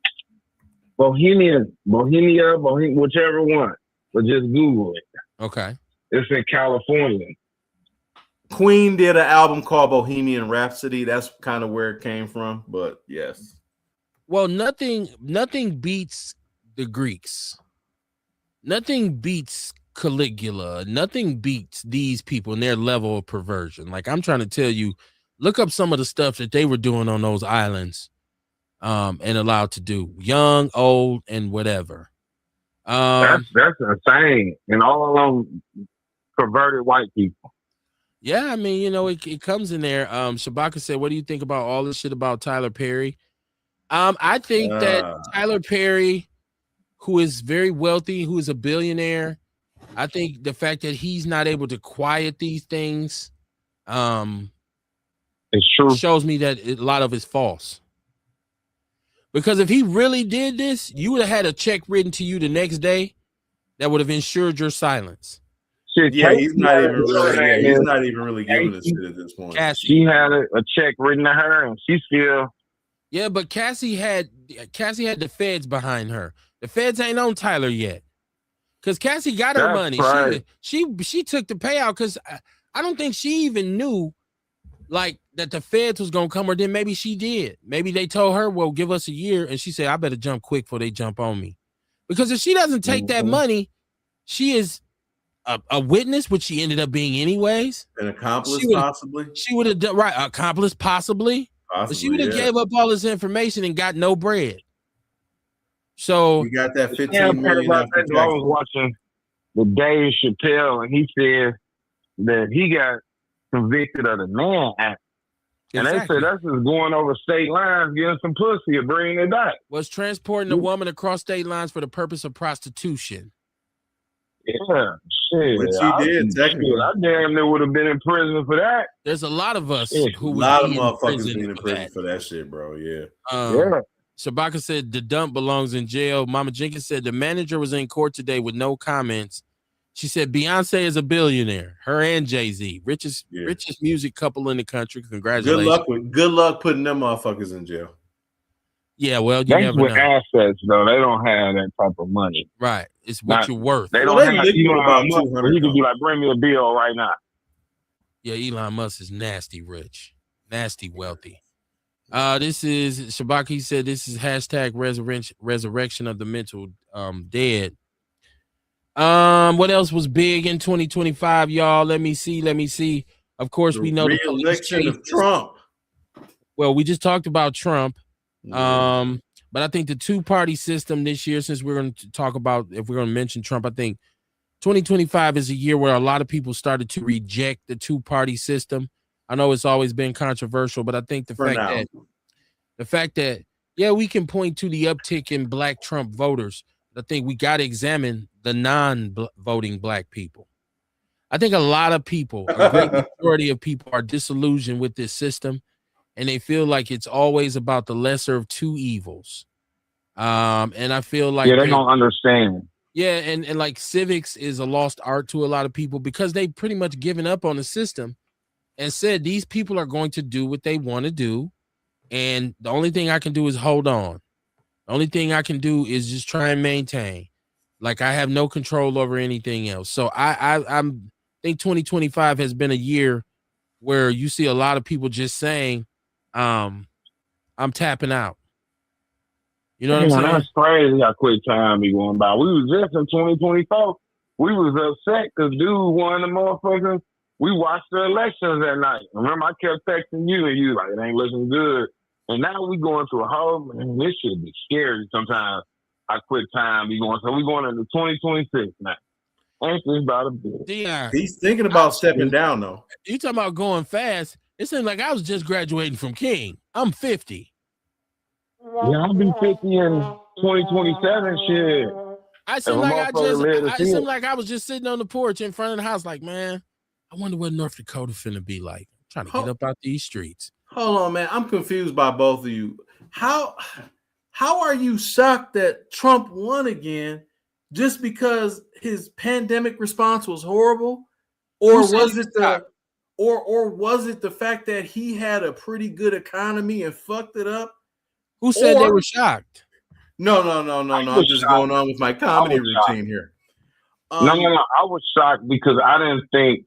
See, I also understand that it's more than Trump behind the United States of America. And to be honest with you, you know, like when we laugh and look at a lot of them third world. Or what about the impeachment? Or you got foreign policy and all the other shit that he fucked up on. Or the border wall. Or that he spends $2 trillion a year and this motherfucker is the most spending president in the history of the world. This shit is wild that he won again. I was joking with the Kevin and Dion who disappeared about, you know, as far as them being shocked. I didn't even know that. I just like to say negative shit about Trump and his supporters because personally, I don't understand how a motherfucker that had a failed first term could win again unless he was running against a woman of color and you have a third of them motherfuckers that voted for him that were racist any fucking way. Wild shit, man. It's just funny though, but I don't know if you heard this, OG. You know that motherfucker Trump talking about there's a possibility that, because I guess he had a show at the Kennedy Center, that motherfucker was talking about possibly stepping down. No bullshit. He talked about that a few days ago. He was dead ass. He's not even kidding. Dead serious. Yeah, he like power too much though. Yeah. So, you know what I mean? He like power too much. I doubt if that unless I don't know, but I ain't heard nothing about that. He'll make a lot of people happy. I'll tell you that if he did. I worry about JD Vance and the younger motherfuckers like Stephen Miller and them. I think they more dangerous to him because I really think that motherfucker just a figurehead, dog. I really believe that shit. I mean, Trump say and do some of this shit, but ain't no way he ain't initiating Project 2025. That motherfucker can barely read. He don't know what's going on, bro. And he's suffering from offset dementia. I'm in mental health, dog. Them dementia patients, them motherfuckers get mad, OG. You seen them before, like when they get confused and they get mad and all that kind of shit, and he's facing it. You know what I'm saying? So it is what it is, man. I can't wait to see what happens because I think that he's not going to finish this term. I don't see it. I just can't. I'm talking about health shit. I'm not even wishing for it. Yeah, I just don't think he is. It's only 2 more years anyway. It's funny you said that, nigga, because I just talked to my guy today. He just was saying, he's like, bro, we only got 2 years left of this motherfucker or whatever. I was like, that's a good point. Yeah, it's almost over and we lived through it. Like black people and whoever, we all lived through this shit, dog. Like you gonna make you a businessman. You understand this shit more than the average person. You don't care who's in office. I mean, you might care, but you know what I mean. Of course, you know what I mean. But the thing is this, right? We all have to understand that no matter who's in office, I don't give a fuck if it's somebody you want in office, somebody you don't want in office. Yeah. It's always about what you're gonna do tomorrow. You know what I mean? What you gonna do tomorrow? How you gonna survive? Whoever the fuck in office. Ain't no time to be arguing with nobody, debating with people about who the president is already. You know what I'm saying? And why? You know what I'm saying? Because again, we still can't do nothing but worry about what we could do tomorrow. You know what I'm saying? How we gonna keep our kids fed and clothed and a roof over our heads and shit. You know what I mean? And last through these couple years, you know what I mean, through this dude and shit, move on. Hey, I ain't gonna lie though. I recommend every motherfucker, if you can buy some type of real estate or something like that, you know what I'm saying? If you can do some shit like that, I recommend that. Like, are we trying to start a real estate portfolio real small? Like we buying trailers and shit, but we can buy them cash and then we can renovate them because everybody ain't gonna be able to afford a house no more. And out here, dog, that shit is prevalent. Like I was at one, I left the office yesterday because I had a building I had to clean. I left the office yesterday, nigga. I'm on a block. It's like 6 of them. Ain't no more. One is 1,500. One is 250 square feet. I can go get a young motherfucker in there. I invest 2 or 3 G's into it, make sure everything is straight. Then I got revenue for the next 100 years. You know what I'm saying? Like you got to think and find different ways to make money. I was telling actually a couple of my homeboys, because I got a guy who was just there and he wasn't there long enough. My white homeboy, Josh, because he boxing shit, so he real health conscious. And he had saw some of your shit on TikTok. He was like, dog, because he be watching the show now. He was like, man, dog, man. He said he was like, I done heard some good shit. Because didn't you like do like your modeling, like you remodeled, like did you do a lot of that shit to your store, or did you pay to have somebody do that? Well, we put it together. But I don't know what he talking like the structure itself. We just designed the shit on the inside, how it looked. But the structure itself, they put together. The Sherman Phoenix put together. Okay, because he thought that shit looked amazing. He's like, that shit looks smooth as a bitch. He was like, it looked good. But he live in Florida now. So when he sees something like that in Milwaukee, right, he get kind of, he's like, okay, we got some forward thinking motherfuckers here. Because I was obviously I'm in Tucson. I went to this place to go get our members coordinator was her birthday today. So I bought this birria pizza, some shit. It's basically, dog, it's a quesadilla. You know what I'm saying? So I went and picked that up. But dog, it's an industrial park. So like where you have just imagine if you are at what is it called? The place where motherfuckers be having the storage shit, the whatever. That do the whole place is like that, but the place look rusted. I'm gonna put some pictures up tonight on the internet. But dude, it's nothing but entrepreneurs in there. You got a dispensary in that motherfucker. You got a liquor store, and I think the Negro Whisperer is back. So, all right, dog. Me and Kumar are just talking, a little bit something. It's all good.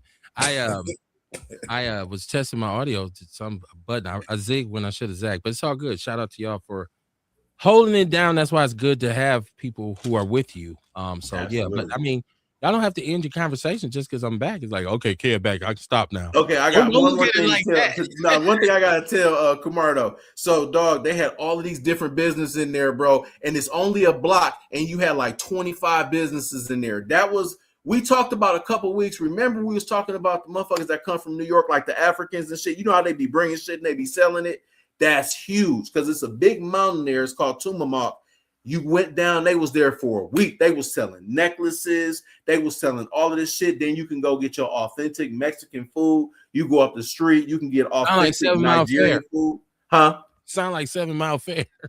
No, it's same concept, bro. Conception, he just shit on himself. Sound like 7 Mile Fair to me. Nigga, that part of it, yes, they was selling rugs and all kind of shit. They just didn't have no CDs and burglar alarms and tape decks. I see. Let me go to the chat room that I missed while I had stepped away trying to get all these cords connected. Oh, okay. Yeah, there's a lot of dialogue here in the chat room. Y'all can still call in. It's 262-202-5131.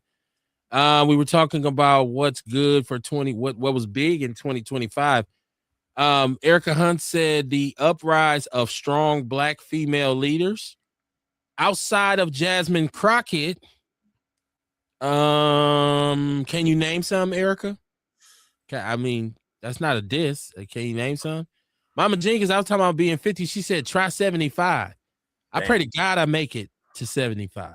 Pray to God. Absolutely. That's a blessing from God, our Lord. And I'm still as aware and as capable as you, Mama. She is. Yep. He said, what's the fix for 26? She said this year in August she'll be 75. She was 75. Shabaka said the dump is inhuman shit, and I want to make that perfectly clear. That actually is 3 more years remaining in the Trump regime. Now, so I want Erica to let me know who these strong female Black leaders are. Not that I want to diss them or I disagree, but I want to know who they are. I think Black women deserve a spot in every leadership structure or group there is. I think they have a lot to contribute. I think one thing we run into with not just Black women, but all women is sometimes women tend to be a little overly emotional.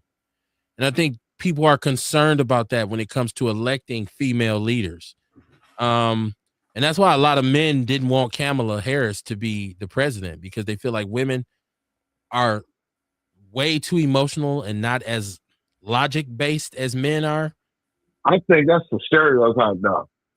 That's what I said. I didn't say it was factual. I said that's the belief amongst a lot of people. There have been some great female leaders. Hell, my mama was a great female leader. She led the shit out of our family.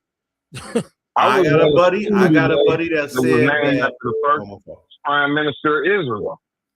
Golda Meir? Yeah. Yeah. Well, she was a Jew who went to Israel. And that's why I was kind of angry, because I'm like, who is this?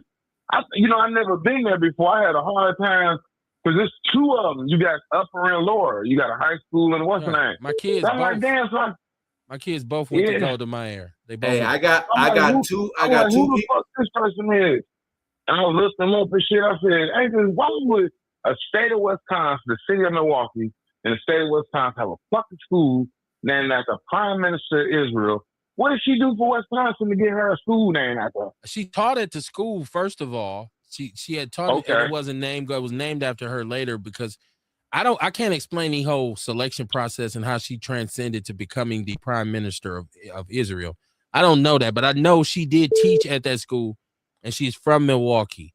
So they named the school, I believe, when she passed away. Minister.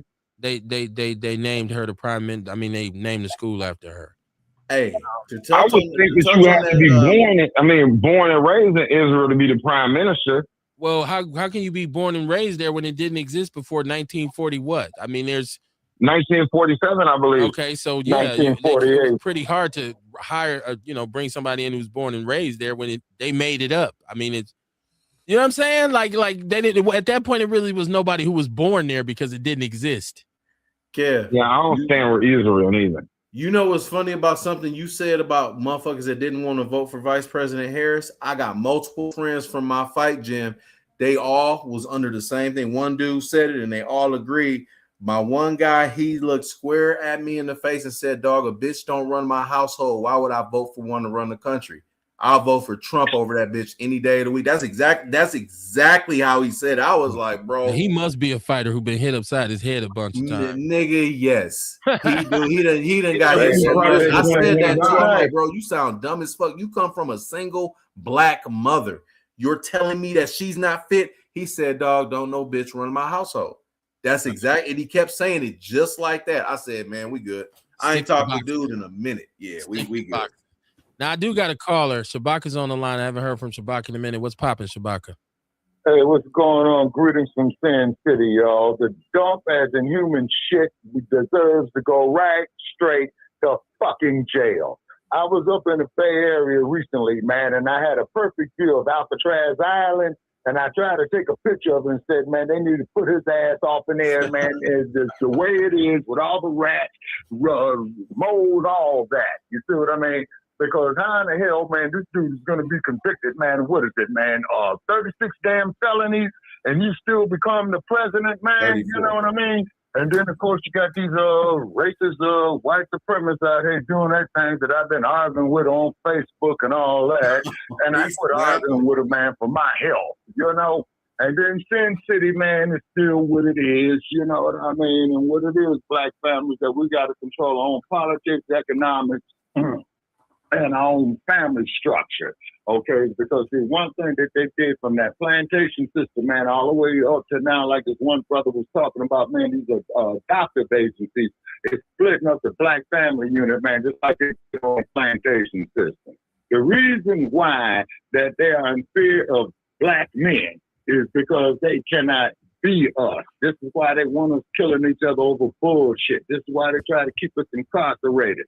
This is why they try to keep us broke. You see what I'm saying? We do need financial literacy to build up our own businesses and put our own people to work. So on Facebook, man, these idiots is coming up to me, wow, Shabaka, you're a black racist, you're black SOB, this, that, there, and the other. And I try to tell the dumb bastard, giving him the benefit, he's got half a fucking brain. First place, man, there's no such thing as a black racist in the United States. We don't control no banks. We damn sure don't control the Federal Reserve. We don't control no policy enforcers or police departments. And these black-ass politicians, man, keep selling us down the tubes. Now, don't get me wrong. There have been some over the years that try to do as best as they could under the circumstances. Now, the thing is about Kamala Harris is that she is of the Brahma class out of India because her mother's, and they have a caste system over there. And I recommend, gentlemen, if you ever come out here to the West Coast, man, and don't get off into no arguments or no situations with the motherfuckers, is because they is killers and they will kill you. You see what I mean? And this is why we got to get our cohesiveness together, gentlemen, politically, economically, financially, and to have a militia that the Constitution says that we could have. You see what I'm saying? Now, as you know, the right to bear arms that they said was mainly used for the slave traders, man, to keep us colored folk in line. You see what I'm saying? This is why they had the business with the Black Panthers in the 1960s. You know, and shout out to Assata Shakur, may she rest in power. That's why that senile bastard Governor Reagan had pushed that MOFR Act in California, you see. But however, we're supposed to have the right to bear arms. But after doing more research and listening to more lectures, they had stated that right to bear arms is for those raping, slave trading pedophiles on the plantations, man, to protect themselves against Negro uprising. That's what that was about. You see, you got to read between the lines. And then, of course, Kev, correct me if I'm wrong, any law that is so ambiguous that cannot be understood by the common man is not a statute, supposedly. Okay. And I yield. Okay, and give me some feedback on that. I mean, I don't think you're wrong at all. I think I think the law right now is very convoluted, and the average person doesn't understand the law on any level. You have people who live in the city who don't understand the local laws. And what wealthy white men have been able to do is manipulate the system in their favor for years, because of the way it's structured, where if something is not necessarily there's not a consensus on something, it goes to a Supreme Court, starting with your state. Right.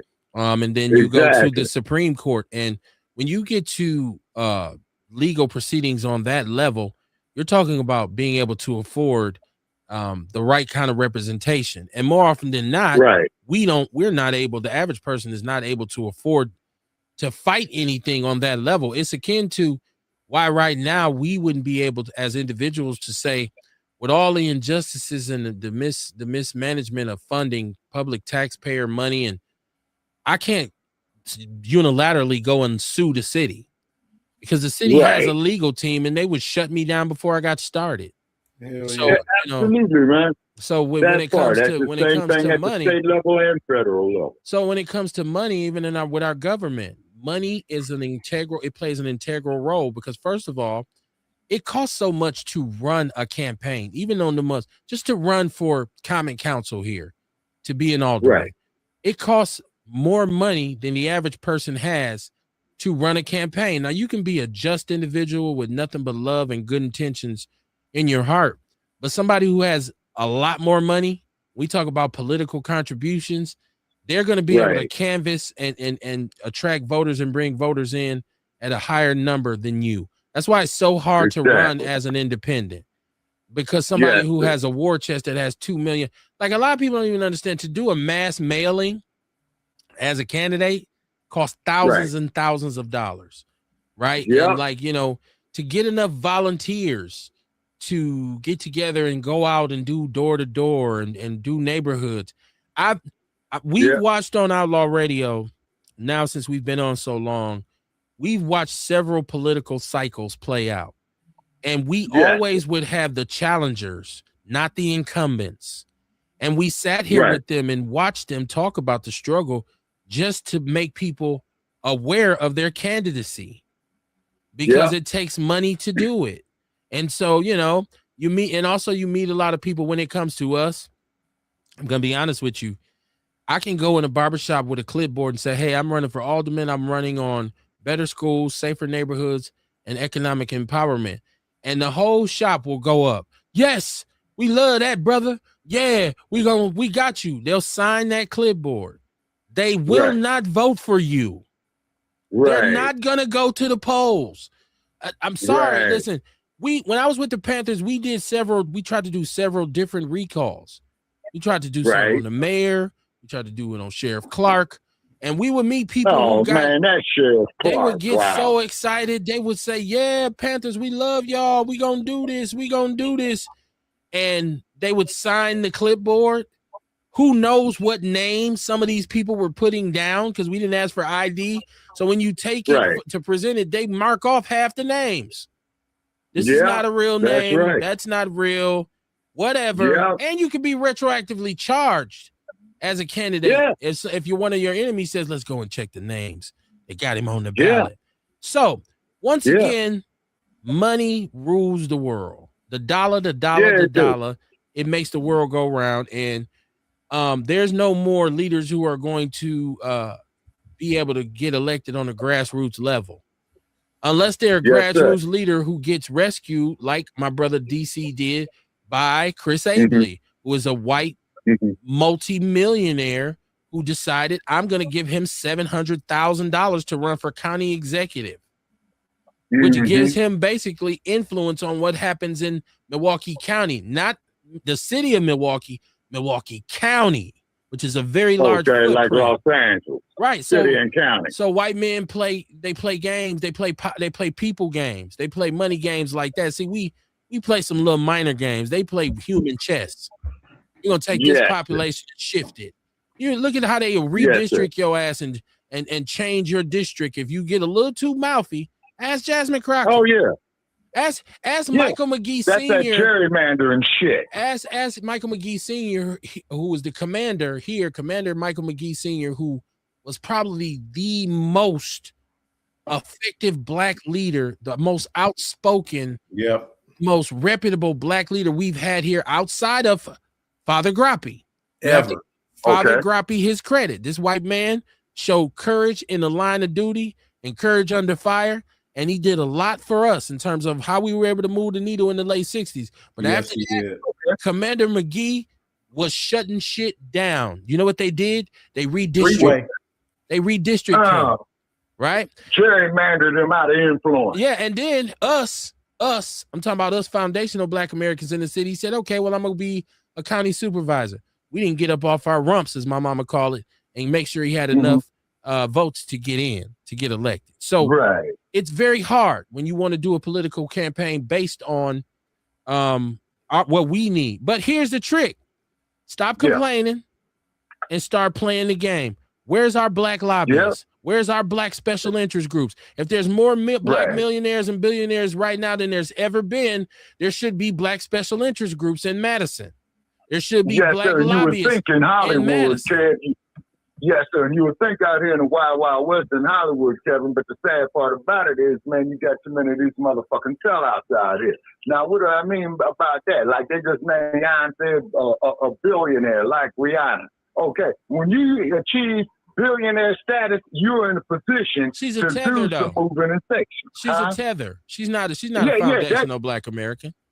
Yeah, but that's what I'm saying, though, Kev, is because, see, they do so much to keep us divided because they fear cohesiveness, okay? Just like that old faggot-ass bastard that made he rotten piss, J. Edgar Hoover. The biggest threat to the national security of the United States is the organization of Black people, just the mere organization. Rather if it was SCLC, rather if it was Black Panther Party, rather if it was NOI, but as long as we out here killing each other and getting feminized and all that, and Black women out here doing all that, you see what I'm saying? Then that's what kills our cohesiveness.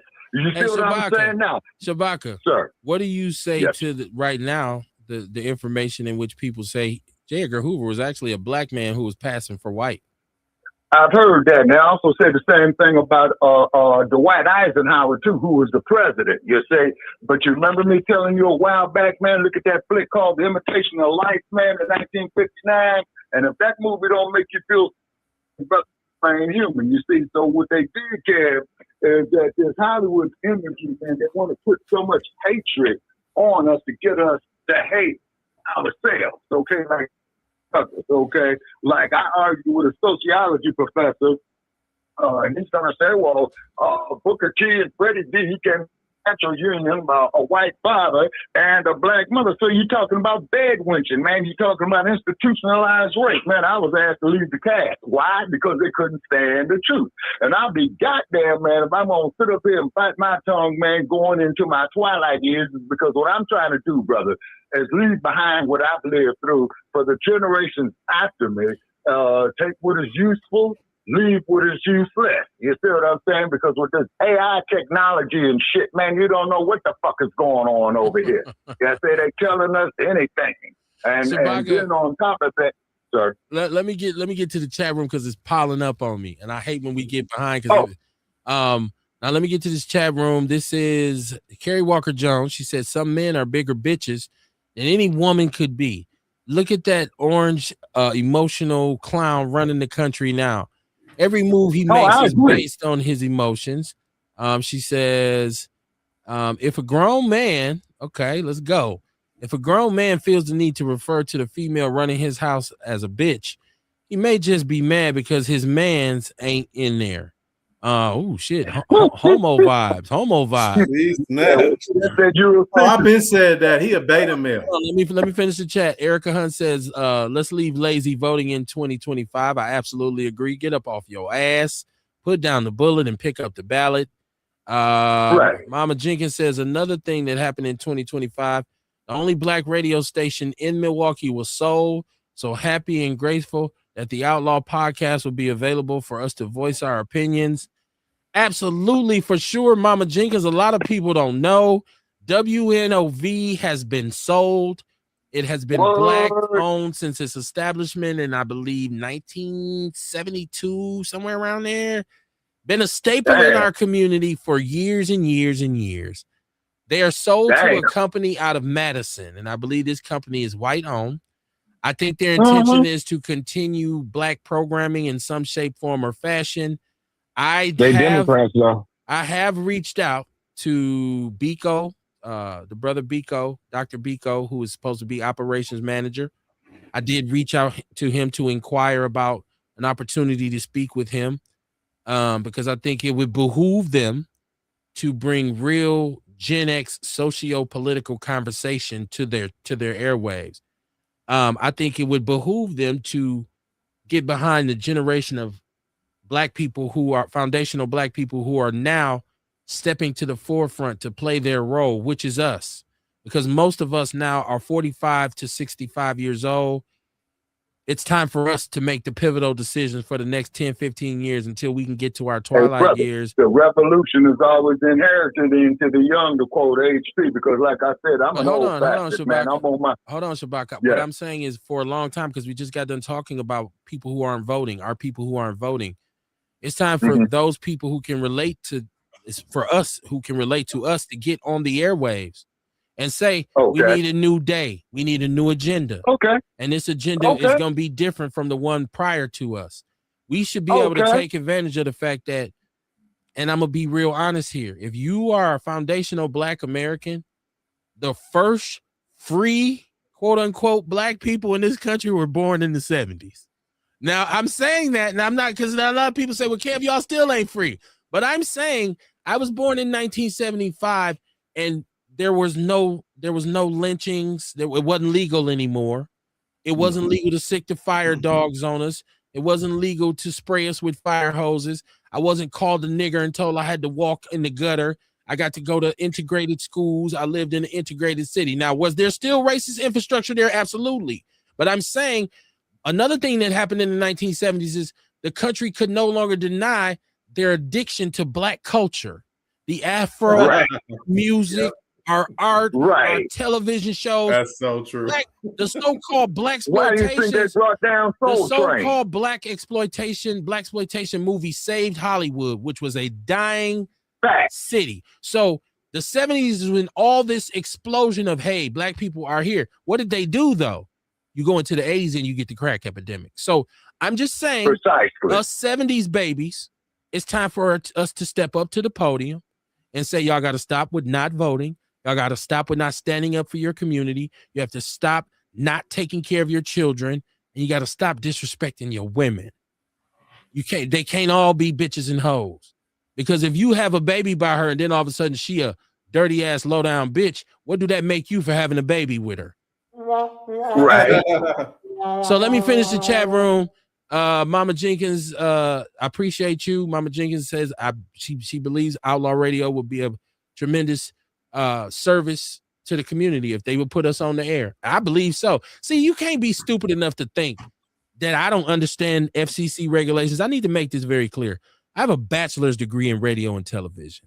If you think I'm gonna get on the radio and go to motherfucking and son of a bitching, you're an idiot.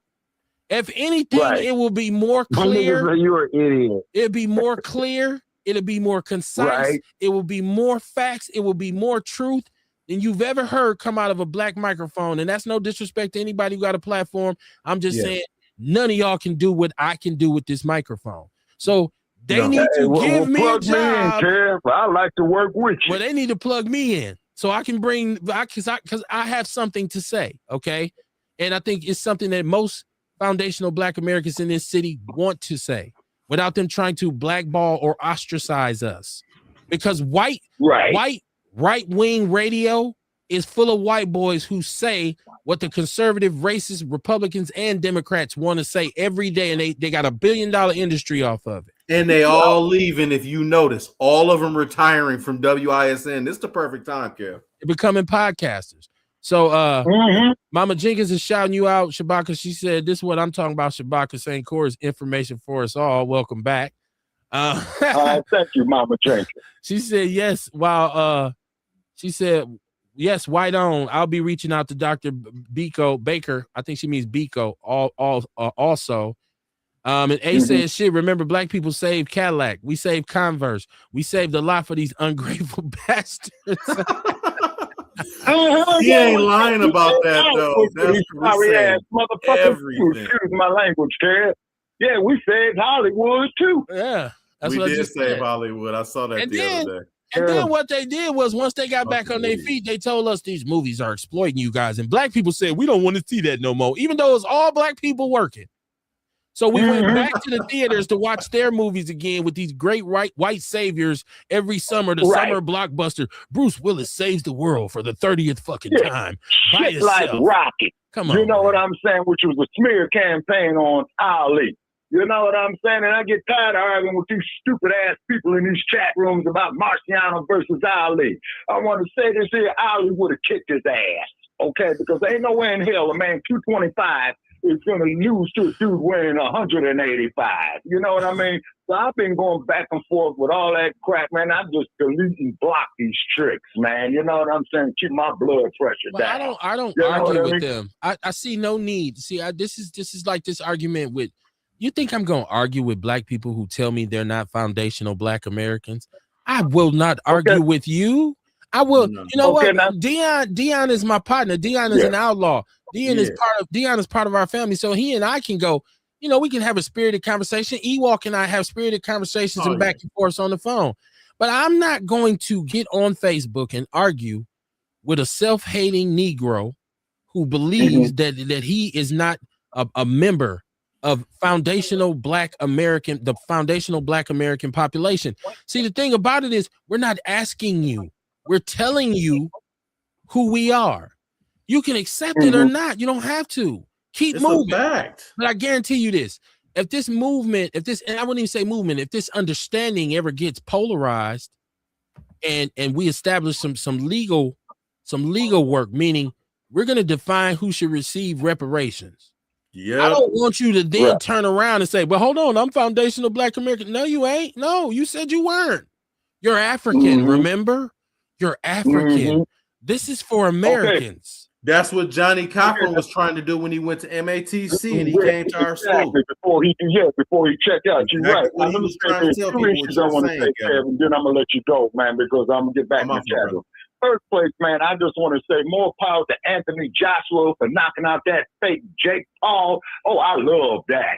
And he broke his jaw in 2 places. His brother wants to get some of Anthony Joshua. Let Joshua go ahead, break his jaw too. That way they'll have a matching set. They're supposed to be twins. And also too, as you do know, Anthony Joshua was in an auto accident with 2 he almost got killed in Nigeria. So of course we wish that brother as well there too. And I want to see Anthony Joshua take on that bum Tyson Fury, knock him out, put him down. Deontay Wilder knocked out Tyson Fury and got a slow count. So I've been arguing with people in the fight game about that. But definitely, man, I appreciate what you all is doing, man. So I know you got other callers coming in, Kevin, because I know you always are 3 hours, 2 hours ahead of me and whatnot, man. So it's always a pleasure, brother, and I appreciate y'all. Absolutely, man. Thank you for we're gonna have to have him. We're gonna have to have him on a fight conversation because he said that Fury did get the slow count. Don't get me wrong, but Fury he'll outbox Joshua.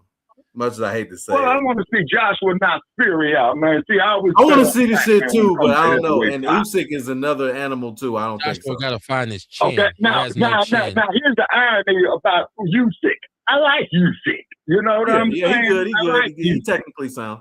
Yeah. Shabaka, I want to get you back on. Y'all can go back and forth over the fight game. We only got about 15 minutes left. I want to shout you out because it had been a while, but I welcome your input. So I absolutely. Brothers on the show. Okay. Thank you for having me, Kevin. I'm going to get back, man, off in your chat room. Okay, brother. Y'all take care. All right, come on. Take care, brother. All right, now. Yes, sir. Shout out to Shabaka, man. Let's give him one of these. Give him a round of applause. Hell yeah, he dope. Shabaka is part of the family. He just had, he hadn't been with us for a while. So people who are Outlaw supporters know Shabaka's normally going in like he just did. He said at one point highly relevant entertaining talk. He said at one point we were considered ADOS, which stood either American or African descendants of slave. At this point, is FBA. See this, but that's it right there. If you still want to say ADOS, I'm cool with that. If you want to, whether you want to say American descendants of slaves, if you want to say African descendants of slaves, I am with that. That is fine. That is cool. It doesn't have to be FBA as long as you accept the fact that we are a group of people in this country who are descendants of slaves. And what they did to us through that slavery is reshape who we are. We became American. We became the definition of America. America just so happened to be ruled by a bunch of white gatekeepers and a bunch of white power players who established a mission a long time ago to destroy us. So whether you want to say a descendant of slave, you're absolutely correct. But just say that I am a descendant of the slaves in this country and I'm a black person. And I deserve reparations because we built this country and we are still carrying it economically on our backs. If we stop buying lotion and hair grease and getting our hair done, sisters getting these soap to wash our ass too. These weave helmets with the fake baby hair and the Jordans and all and the deodorant. shit we do. We'll go buy a foreign car for X amount of thousands of dollars and don't own a home yet. That's not empowerment, right? That's showing off because a lot of us feel so bad on the inside, we want to dress up on the outside. Right? How many of us spend half of their check to get that fit for Friday night, for one night to get charged, to go into a bar, to pay for watered down, overpriced drinks, and the only thing your ass got the next morning is a headache and a picture of you like this. Booty, I took a vision on me. I'm just saying. But that senseless spending is what makes the world turn. We got a lot of psychological trauma though too, Kev, and we always go back and forth on the post-traumatic slave syndrome. Well, we got, I would call it psychological trauma, but I don't necessarily know about, if that's what you look at it as. See, I'm trying to get it to a point where you can call things what you want, but just call them. Like if you don't have no idea, that's the only time I got a problem with you. Like if you don't know shit, but you trying to debate, then that's the only time I have a problem with you. If you've done some research, and you got some understanding about something, or at least you think you do, and you want to bring that to the table, I can respect you.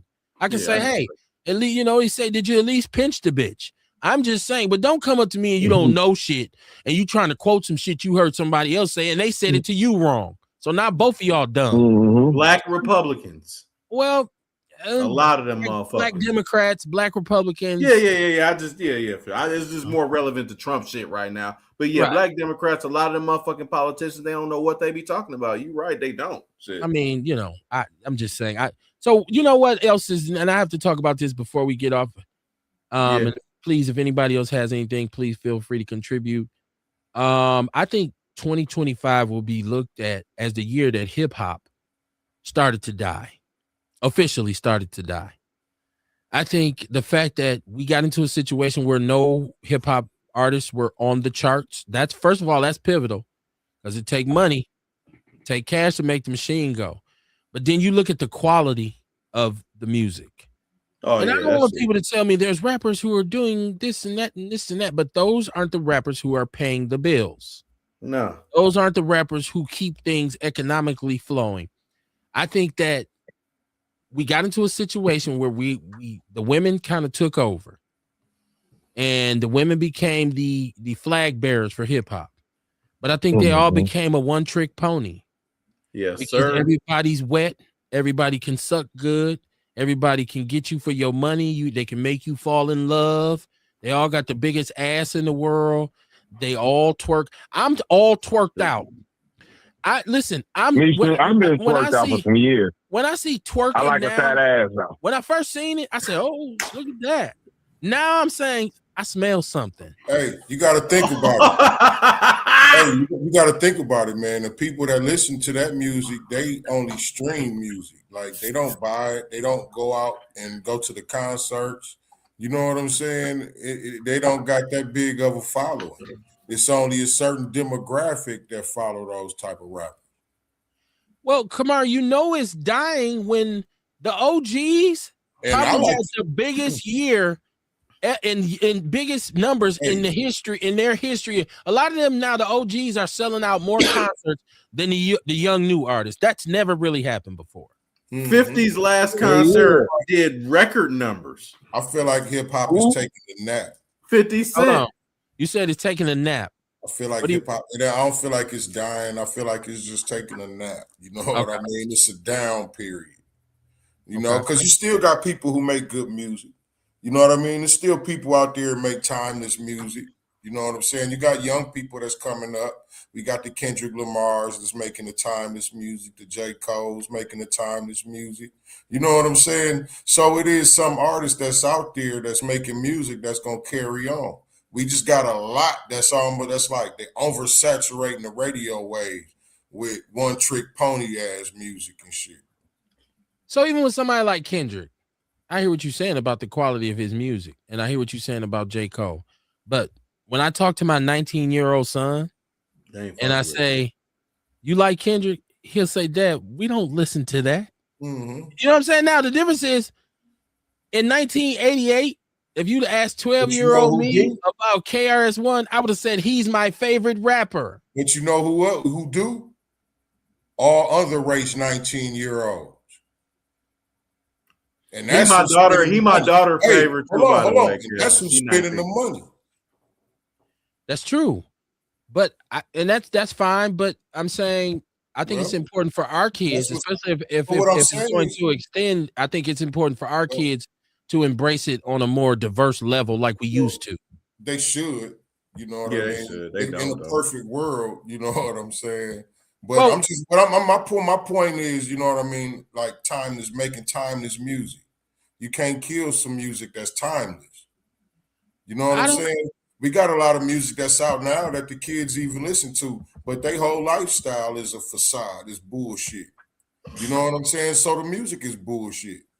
I don't think it was a perfect world when we embraced the diversity of it a long time ago. I think it was a challenge. In a perfect world, they would embrace it, but they ain't. I think if they knew more, I think mentally this generation, man, is so digitally addicted. They are addicted to the computer. That's why the music ain't shit. And the social media, like they scope of knowledge ain't even. These motherfuckers making beats on their cell phone.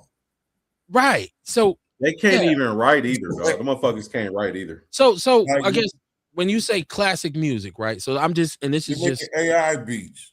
This is the thing too. When you say timeless music, which I like that you said that, because you can hear Regulate right now, right? You can and now that is a song that my 19-year-old knows. Yeah, I know this song, right? You can listen to some of the early Snoop stuff, not this Snoop that we have now, right? But Snoop Lion, some Dr. Dre stuff. It's timeless. And if you go to like Tribe Called Quest, the positive rap, some of that stuff is timeless. It sounds as good today as it did the first time you ever heard it. Absolutely it do. But the stuff we hear coming out now, outside of Cole, outside of Kendrick, right? None of it sounds timeless to me. It all sounds very, very trendy. It sounds like a fad, and it sounds artificial, like you said. Like I don't even hear the musicianship like we used to hear it. Right. You know what I'm saying? Like we were talking about one night, Too Short, and we were saying like, okay, Too Short's a lot of music Too Short made back in the days. I can't really bust right now and still like listen to it like, oh, this is dope. But the one thing about a lot of that music was musically, live bass, live keyboards, pianos, like musically it was rich. It was based on a lot of funk interpolations. Some of the most negative music we had was musically incredible. Now, the garbage lyrics Mac the garbage beats. You know what I'm saying? It's like bust a double entendre for it. I was at this spot. I'm confused. So as a grown man, I'm not taking any credit away from Too Short. But first of all, I've heard Too Short say some things in regards to black women. And this is like recently where he said, like, I'm not really a dude who's ain't really about black women. Like I like in Oakland, we have a bunch of different races. So there's really no alignment or allegiance with black women. Okay. Yeah. And now women overall, the misogynistic nature of his music is what, as a 50-year-old father of a daughter, I have to say I can't rock with that. because my daughter is not a bitch and she ain't a hoe.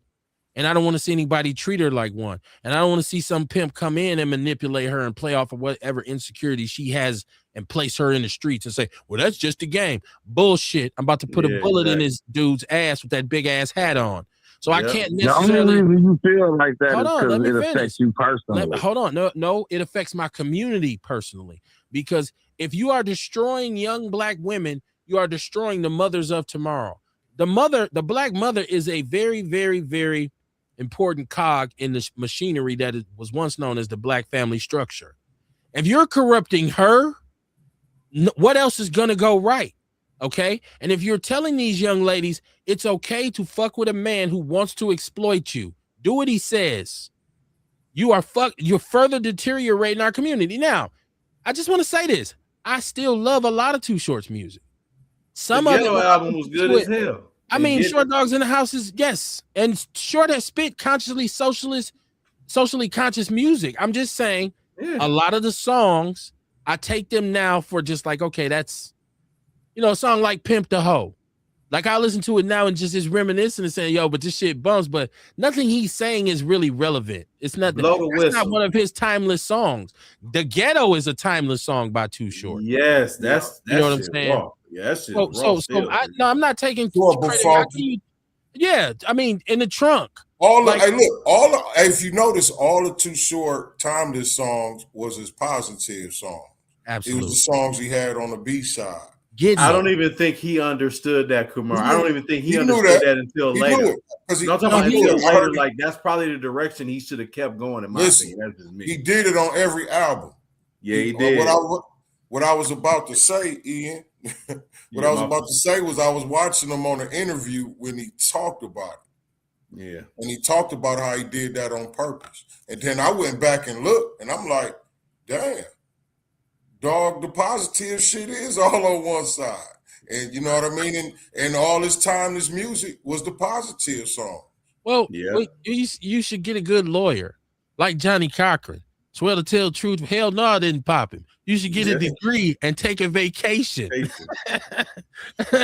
know what I'm saying? Like this is positive shit that he knows he can spit.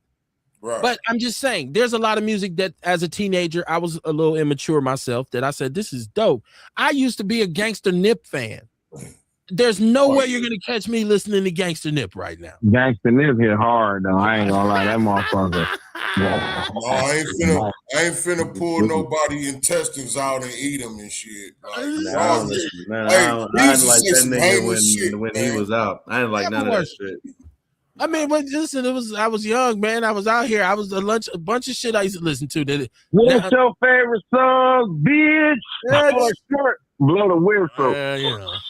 You know what though? It's funny to go to y'all point about the music, the new music sucking compared to the old music. I was out at this place here, and it's just a place where a lot of people go. They play some hip hop or whatever.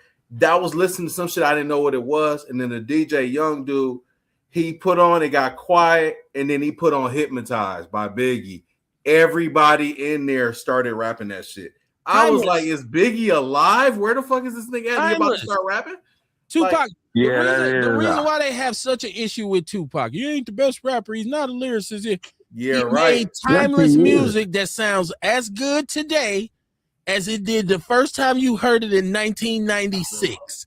You said, oh, this is dope. All I got to say is, I wonder if heaven got a ghetto for thug niggas, a stress-free life, and a spot for drug dealers. He had so many lines like that made you think like, damn, I never thought about it like that. Yeah. Heaven got a separate spot for drug dealers. In 15 years, are they going to be playing Young Thug or Kodak Black? Absolutely fucking not. I can't name one song except the song with Tip that he did. Hey, if it ain't about the money. Here's the difference. Everybody knew Tupac shit. Old people, young people, white people, black people. You know what I'm saying? But then the music now that we talking about that ain't timeless, don't nobody know but that one demographic. That's why it ain't gonna be timeless. Even to them, it's gonna get old. It's gonna be like you said, the Too Short type shit. Yeah. When they get old, they're gonna be like, oh yeah, that was bumping back then. You know what I'm saying? Oh, But yeah, then, exactly. like, no, I ain't really finna rock to that shit now, though. But you know what they will do, Kumar? And I did this. I was such a tremendous hip hop fan, but I circled back. I went and got knee deep in Parliament. I went and got knee deep in Oh, Sex. hell yeah. I went and got Hell knee deep in Chicago soul. I went and got knee deep in Motown, Stevie Wonder. And this is in my 30s when rap to me, because when Soulja Boy and all this shit came along, I had to tap out. So I started going, this is before the Exclusive Company, which was my music place back then. I started going in there just digging through the old shit that my father listened to, shit that was like records that we had that I used to try and learn how to scratch over. You know what I'm saying? I started digging all that music back up, and my understanding and awareness of music and quality music expanded. So I think these kids will eventually go back. Like my daughter, she's gonna listen to old school over anything. She will go, and she can tell you all that old stuff that she was riding in the back of my car, because I didn't want to play Too Short with her in the car. I didn't want to play the bullshit. So I was playing Prince. I was playing The Time. I was playing the Isley Brothers, Al Green. She could say, "Oh, that's my dad's song." "Oh, Dad, I heard this song this morning. It made me think about you. It's an old Earth, Wind and Fire. Can't hide the love." Stuff like that I used to bump. So I think these kids will come back to it because hip hop's visibility is going to shrink. Yeah, it is, dog. It'll go back to the underground, and it'll have to be reinvigorated. So I don't necessarily disagree with you when you say maybe it's just a nap, not necessarily death, right? I think it's just a down. I like blues. I love blues. I ain't fuck with that R&B or Parliament shit like that. I mean, I listened to it, but I couldn't tell you who's flying on the motherfucker was. You need to do some Bruce research Lee and all that. But I can tell you who B.B. King is, Muddy Water, Bobby Blue Bland, Johnny Taylor, Coco my Taylor, grandmother. I listen to that shit cleaning up. And when I'm taking them long trips, when I be gone 15, 16 hours, goddamn it, I'm listening to it.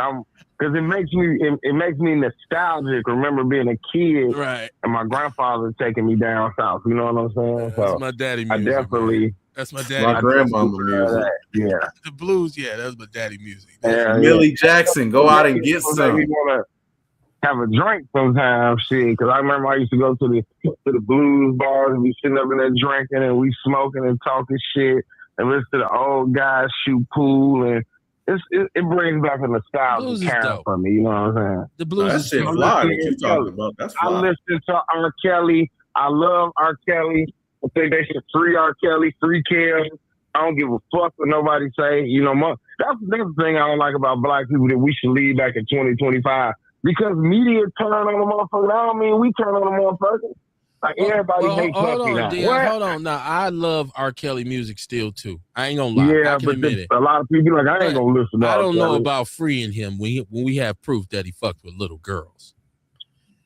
I don't know about freeing him, bro. I'm saying dope he artists. learned his lesson. Goddamn, he don't need all the years. No, you're gonna learn your lesson after you do your Maybe I'm skewed because I've met him a few times. I'm not a fan of his music. Matter of fact, he didn't learn his lesson because after he beat the piss on the little girl trial, he continued to move a certain way. So he didn't. This dude is known to hang out in a McDonald's in Chicago where teenagers hung out at. And everybody knew it for years. This dude married Aaliyah when she was, 13? Yes, sir. Okay. This is all real shit he did. So, yeah, he deserves his place in prison. But he is one of the greatest artists of our generation. It's sad. You know what? I was looking at somebody's obituary the other day, right? And they was in some county in Alabama. I can't remember. But they were the youngest people to ever win. Man, that's what they had in the lady obituary. I don't know how true it was. Her and her husband was 13 years old. Yeah, they were 13 years old. And now both of them was 13, so I guess they had consent from the parents. I don't know.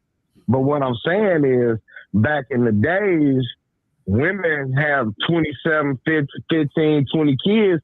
They started fucking when they was 15, and the father was maybe 26, 27. Yeah, you know what else? You know what else? Back in the days, hanging a black man was legal.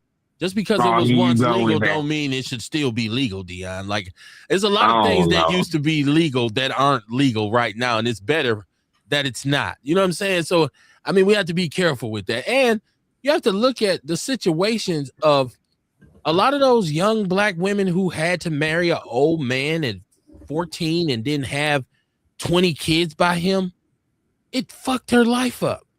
She wasn't necessarily happy. We put the same kind of stress and trauma on our women that the white man was putting on us. That should have been outlawed a long time ago. That should have been. Why do you think? So we talk about generational trauma. Don't you think by the time that sister was 26 and she may have had some sort of aspirations, but she got 13 kids to take care of by the time she's 30? You don't think she ever sat around and said, I wish this wasn't my life. This is not what I wanted.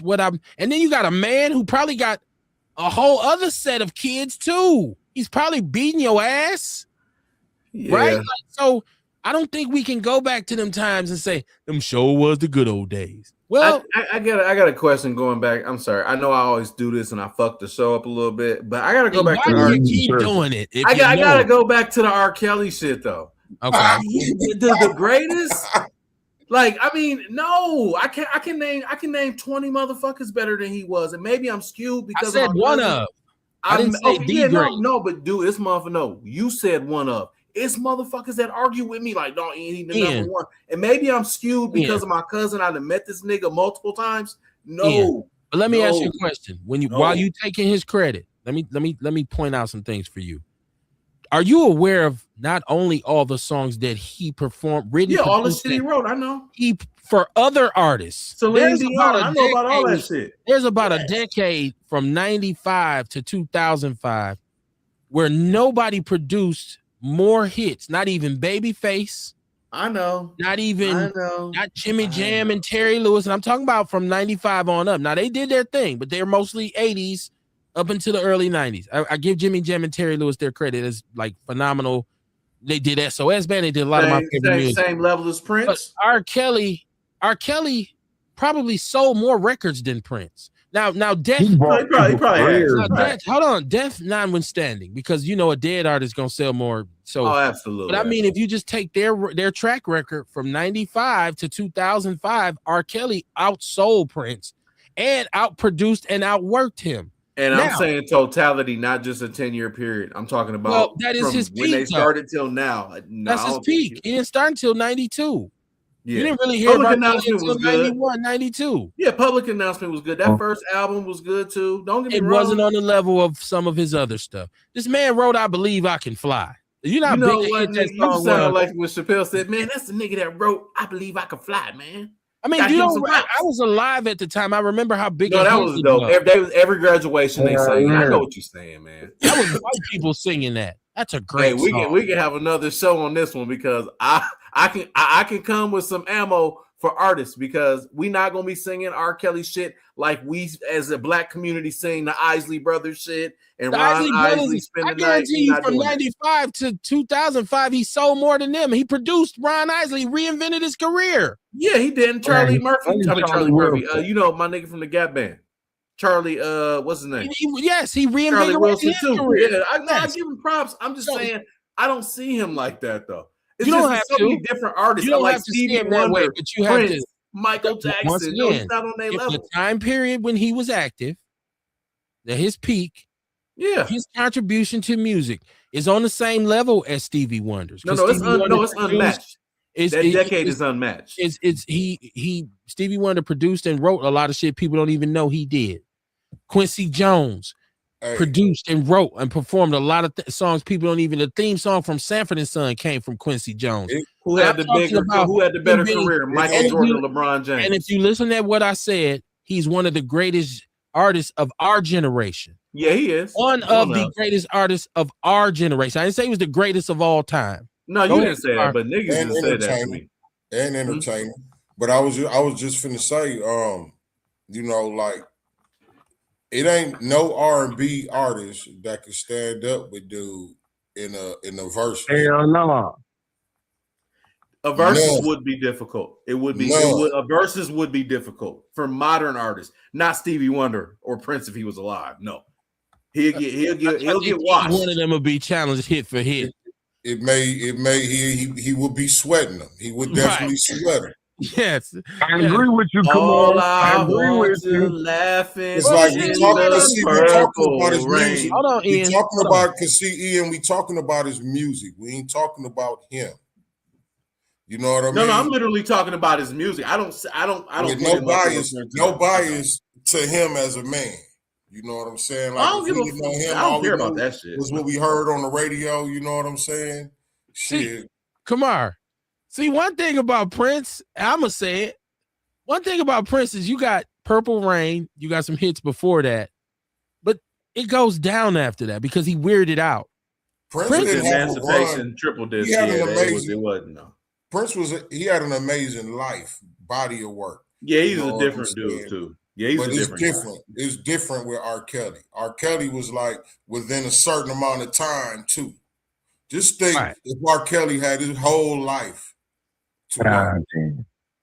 You know This what is I'm a saying? good debate, to be honest. No, I don't. If R. Kelly had his whole life, if he lived his life right and had his whole life out here to make music like these other artists who we talking about, I don't think it would be nobody who could stand up against him. Like he was Stevie Sweat Wonder Knight. better than him. Hey, he And was Kamar, Sweat Knight. Because listen, man, he got hits. Every album was hit after hit after hit on every album. The shit And he Stevie wrote for did that for everybody. 25 Hey, years. the shit he wrote for everybody, hit after hit. He wrote shit you didn't know he wrote. Hit, hit, hit, hit.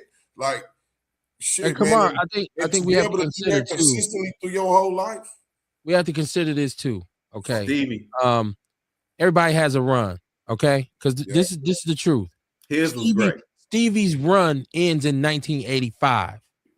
And in the 70s, there's no artist bigger than Stevie Wonder in the 70s. That is And that's all documented. I'm saying. Yeah, Right. Stevie That's the 70s, right? And he doesn't really get free enough to do his own music until the early 70s when Berry Gordy allows him to do so. Stevie is one of the greatest black musicians of all time. He is. It's undeniable. Prince, Mount though, Rushmore. is different. There's a lot of people who reminisce on Prince a lot because you like I Want to Be Your Lover, or you like Head, or you like something like that. But those albums didn't produce hits like that. Purple Rain takes you through the roof. Yeah. And there's a couple after that. But by the time he gets to the early 90s, when he starts drawing on his face and wearing butt-out jeans, people are like, we're cool, right? I mean, he had a hit here and there, but also say this. Prince doesn't have, outside of the time, and, you know, we started talking about Vanity 6 or something like that. Prince hasn't produced the hits for other people that R. Kelly has. He just didn't. He didn't. He now Jimmy Jam and Terry Lewis did, who were descendants who came from his camp. But Prince was him. He was just, you know, he worked with musicians. He became more musically inclined in terms of his taste and diversity in music. And he said, well, I'm not going to say this anymore, and I'm not going to do that anymore. Like, nobody was really checking for a Prince album. R. Kelly didn't dig back in the crates to make his music, man. He went back and got the people to make the music with him. Right. I'm just saying. It's a good conversation, though. I agree with you. It really is. It's an excellent one because Prince did write a lot of hits. Sinead O'Connor, Shaka Khan, he did fucking write some hits. But Just R. one Kelly song a piece. First of all, he didn't write that song for Sinead O'Connor. She came along and sang it after him. She sang it. Nothing compares to you. Yeah, but he didn't write it for her. He wrote it. The Shaka Khan thing he wrote for Patrice Rushen. Oh, that's fair. Now he wrote that for Patrice Rushen. She never sang it. So Shaka Khan got a hold to it, and he reinvigorated her career with it.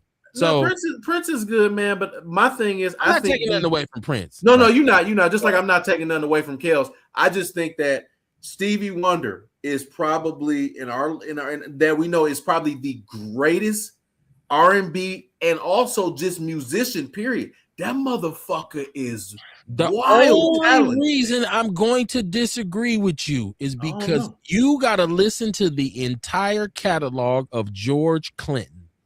If you understand the basis, that's my pop favorite guy, George Clinton. If you understand the basis for 80s R&B and early hip hop, George Clinton is the most dynamic of them all. You could damn near say he started that shit, right? Like it wouldn't be no hip hop without George Clinton. Just listen, and James Brown. Just listen to the funkadelic shit. Yeah, he was different. They wouldn't have had nothing to sample. He was different, bro. No, George Clinton was different. He's a different. Well, see, Kamar. So then, when you start adding apples to the basket, and then you say, "Wait a minute, Quincy Jones had hits from the '50s Yeah, all the he way up another to the one too. He on the 90s. Mount Rushmore. Yeah. So it expands. If we're gonna start talking about it, it gets greater and greater and greater because notice the one thing these performers all have in common is they all black. Yeah. Hold on. I This just is want a to say testament 2 to albums our real quick. contribution to innovating culture in this country. Let me get my Off chat the- room. off Hold the wall on, and fucking Ian. Thriller. Hold on. Let me get the chat room because there's people in there backed up. This is AC says the only way they're gonna embrace it is if their generation had the same flow. Check out Coast Contra. Okay.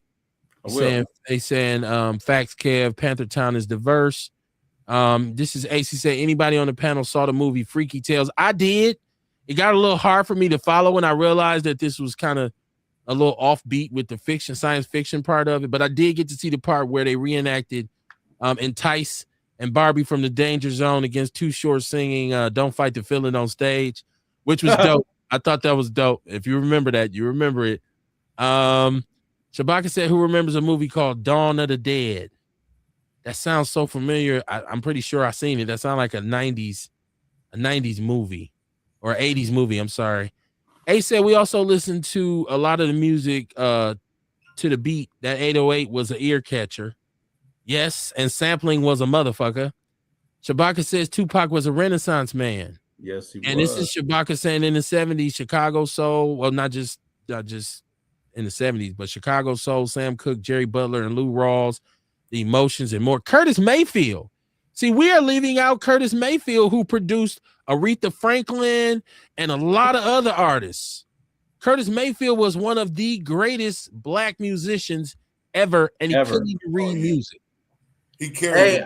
Hey, I was gonna say too. Stevie Wonder has outsold R. Kelly by 25 million records. Well, he also his career is already also 30 years longer than his too. And that's my point. True. Like, I mean, come on, that's what I'm saying. So like I'm a Michael Jordan fan, but LeBron got the better career. Now, see, Ian, that was my point I was making with R. Kelly. Yeah. If R. Kelly had his whole life to work like that, yeah, like these other artists we said, you know what I mean? He probably would have blew them all out the water as far as sales. I feel like that about Mike Tyson. If he would have took it more serious and not been on cocaine and stuck with Customato, I think he would have been the greatest boxer of all time. He died, so he didn't have a choice. Customato died? Yeah, so he didn't really have a choice not to stick with him unless he got in his coffin with him. But Ian, take 94. If you're going to do it, if you're going to check. And I'm interested to notice from 94 to 2004, who sold more records, Stevie Wonder or R. Kelly? Because we got to go. I don't even got to look that up. R. Kelly, in that decade, I know he sold like 40 million. So we can't compare because Stevie Wonder started in 67. And was R. Kelly even born? R. Kelly was born in like 69 or 70. Right. So Stevie, I don't even know a Stevie Wonder song. Oh, man, I love Stevie Wonder. I rock with Stevie. Stevie got some listen. All I gotta say is listen to Songs in the Key of Life. That album is wild. Well, there's that, and then there's the other ones. Teddy Pendergrass. Well, but Teddy, this can go on. Teddy had a short run, you know. He had a beautiful voice, man. Harold Melvin and the Blue Notes, man. I Miss You. Oh my God, love TKO. Teddy was on some shit. Yeah, you know, but it was short lived. It was very short lived. Very like what 6 years. And I don't think he was trying to get no hair from no transvestite too. I think he just had an unfortunate accident. That's all. You know how many women love that man? That's what makes it ironic that he was a cross dresser in the car with him. As many women that love him. What was it? What a cross dresser with him? Why they never came out? She I don't believe Luther was gay neither. Wait, Dion. There's interviews of that individual. She talks about it. Now she said we weren't intimately involved, but she was in fact in the car. So there's proof of that. So I don't know. I mean, depends on where you want to hang your hat. Shabaka says, by the way, fuck Elvis Presley. He said R. Kelly did a movie from the Chi that was was an opera. Forget the name of it. You talking about In the Closet? That 30-piece, that shit was crazy. That was some ingenious shit, by the way. Ace Cooley said that's the real reason they won't let R. Kelly out. He was going after his masters. The people got way too much influence in the judicial system. Yes and no, and definitely no. In foil hat time. Shout out to Iona Pierce. She said Deborah Jenkins Simmons doesn't surprise me. She's talking to Mama Jenkins. This is Shabaki said Quincy Jones wrote a lot of songs that were sung by Frank Sinatra. Quincy Jones' body of work is ridiculous, man. I ain't gonna lie though, he might be the GOAT. He said Kels was a bad. This is Ace. He said Kels was a bad motherfucker. I ain't gotta like the man to say he was a major historical figure in our music industry. I don't like his personal. I'm not in favor of anybody who would do something to an underage girl.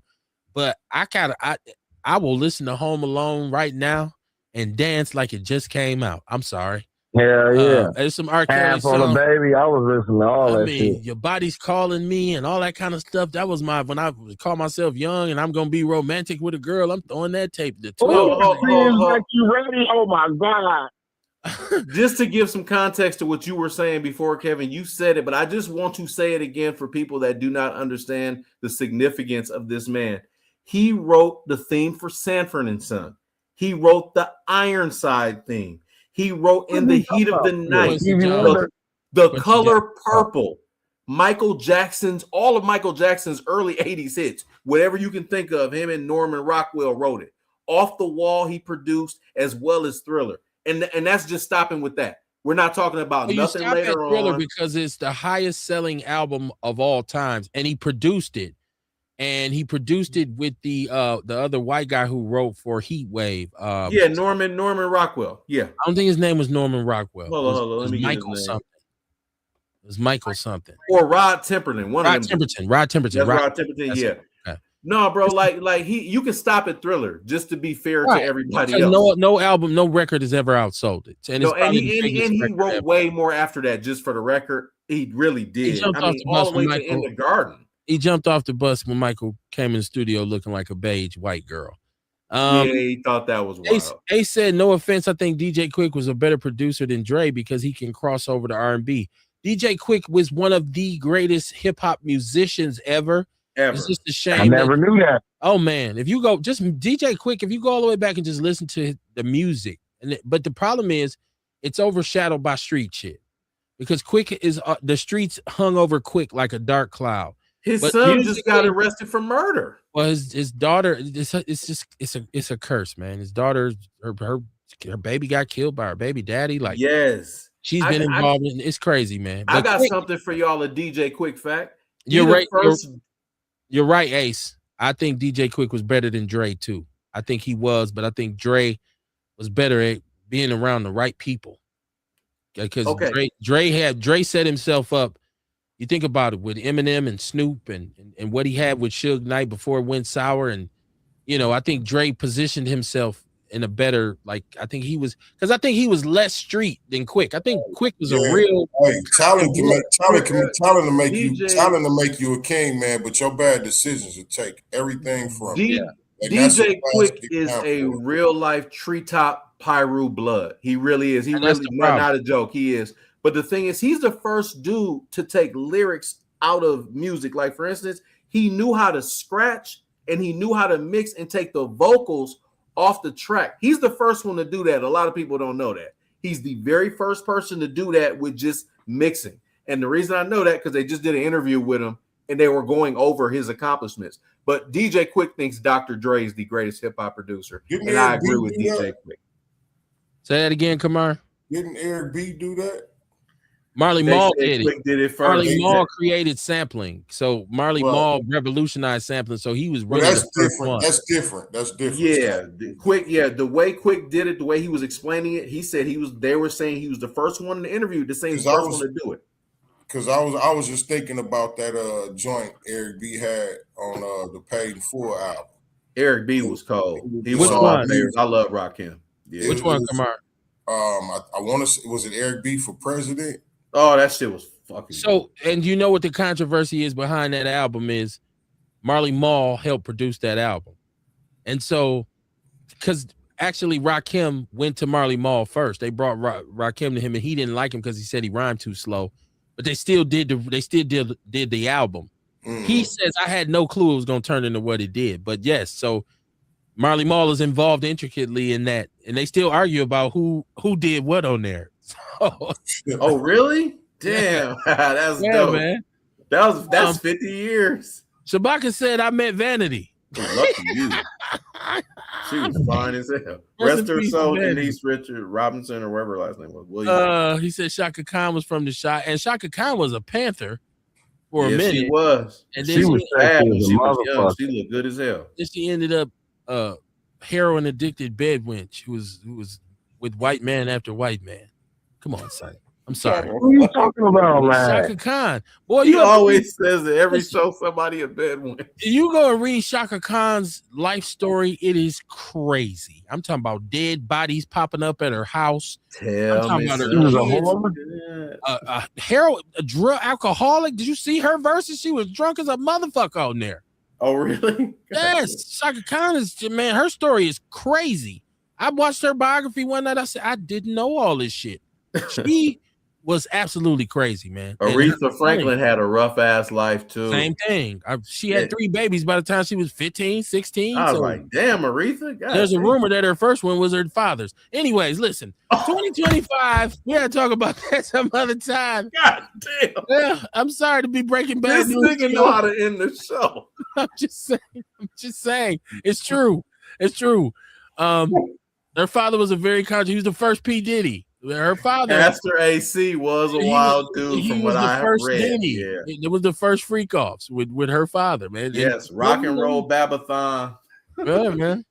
I want to end this just by saying, the biggest thing, regardless of what happened in the news, in the media, the biggest, most pivotal thing for me was losing my brother, and it's a very unique experience to go through losing a sibling, but it's also very unique to lose both parents and your only sibling. So I'm actually the last surviving member of my immediate family. But I will always look back at the year 2025, regardless of Trump, regardless of politics, regardless of the mayor, regardless of what rap song came out. I will always reflect on 2025 as the year that I spent the last moments that I would be given with my brother. I do feel like we had a lot of pivotal conversations. We were in a very good space when he passed away. He did leave 4 children. He has 3 grandchildren. And his influence in our neighborhood and amongst our social circles is immense. But when I say to myself, what will I always remember about 2025? It is that particular event. And I don't want to go into any specifics about it, but I will remember the day. I will remember the time. I will remember what I was doing. And I will remember standing there watching and saying, that's it. So that's 2025 for me. And if you lost anybody this year, I'm pretty sure, especially if they were important to you, you feel the same way. But I feel you on that, Ken. I also understand that death is a part of life. And it sounds funny to say that, right? From the moment you get here, the clock starts ticking, right? So you're born dying, essentially. Yes, sir. And everybody has a date. Everybody has a time. So as crazy as I felt sitting there looking at him, somebody's going to feel crazy looking at me one day. I've made up my mind that I'm going to try and be the best person that I can and try to do the best that I can for all the time I have left. I'm going to have fun. I'm going to laugh. I'm going to enjoy every experience. If I say I want something, I'm not going to deny myself. I'm going to do it. But I'm also going to be very conscious of how I live, meaning that there are certain things that I have to leave behind if I want to extend my life, because I still have children and I don't have grandchildren yet. And I still got some goals that I ain't checked off yet. But I just want to say to you, if you lost someone this year, prayers and condolences to you. I feel your pain. And if you sitting around and you saying, well, I didn't lose someone, buckle up, because it's going to come your way. It's part of our existence. Death is part of life. It is. And as you get to our age, they start falling. They start falling. Hell yeah. You know, I can count how many people who I've known, who I've conversed with, that I've broken bread with, that I've made some bread with, that are no longer here. But the key to this is emotional intelligence. Manage your emotions, man. I don't think about the tragedy. I think about the good times. I think I can sit back and tell a million stories about me and my brother that are hilarious. And I will laugh out loud sitting there thinking about them. So I reflect on that as opposed to woe is me. Oh, that's why I hate for people. You all right? You all right? You all right? I'm fine. I'm fine. I'm still alive. Okay? So I reflect on the positive. I don't dwell on the negative. Kamar. I'm gonna use that too, man, because my girl, remember I told you my girl's sister died December 13th, got hit by a car. And I'm dealing with her. Yes. And it's hard, bro. It's hard because that was her baby sister. And that's her baby sister. She was laying in my bed the night we found out she was hit and killed. And it's like a presence been left in my home. Like I can't sleep at night. And just dealing with her. Like we went to the funeral Saturday. I was in Chicago. You know, I went to the funeral and it's hard, you know, and I'm trying to be supportive to her, but it's definitely hard because she like, and I told her today, I said, I miss you. And you're not the same person from December the 13th. I lost that person, man. Well, she lost her baby sister. Well, so here's the thing. You didn't lose her. You didn't lose that person. You have to give her space. You have to give her give her support, but give her space. She has to deal with this. You don't. Okay. So don't say you ain't the same person or I miss you. You can't that's bad. That's negative. You have to say no matter what, baby, I'm here for you. And I just want you to know when you need to talk to somebody, when you need a shoulder, I'm here. And I want you to take as much time as you need to heal from this. My wife's mom passed last year on December 1st. And I could say she ain't the same, but she is the same. But she's the same person that's living with the realization that she'll never see her mom again. So I've allowed her grieving time, saying, I understand. Listen, because I lost my mother 2006. So I know what it's about. Lost my father in 1999. So I'm just saying you got to give a person space, but let them know I'm here for you. And you don't want to badger them. Is you okay? Is you okay? Is you okay? Just say, when you need me, I'm here. When you need me, baby, I do be asking her that, and I hate to say that all the time. I'll be like, is you okay? No, she's not okay. You'll do better by saying, look, I know you're going through something. I just want you to know I'm here for you. If you feel like you need to talk, holler at me, baby. I got you. You know what I'm saying? Like that's the place you got to kind of take for her and allow her, because when she's ready to get it off her chest and talk about how she's feeling, she will. She's gonna say to you, you know? And when people grieving, you know what I mean, that's the thing right there. It ain't nothing you could tell them that's gonna make them feel better. No. They gotta get to a point where they could talk it out, where they could talk about, you know what I'm saying, what's going on with them. Right. And I was gonna say, just our business being in mental health, not being funny, you always just assume the person is not okay, and you always offer support for them. And if it gets to a point where if a person is really having a hard time moving on, I do recommend therapy, to be honest, because losing a sibling in that manner is one thing. When you lose someone of natural causes, that is hard enough.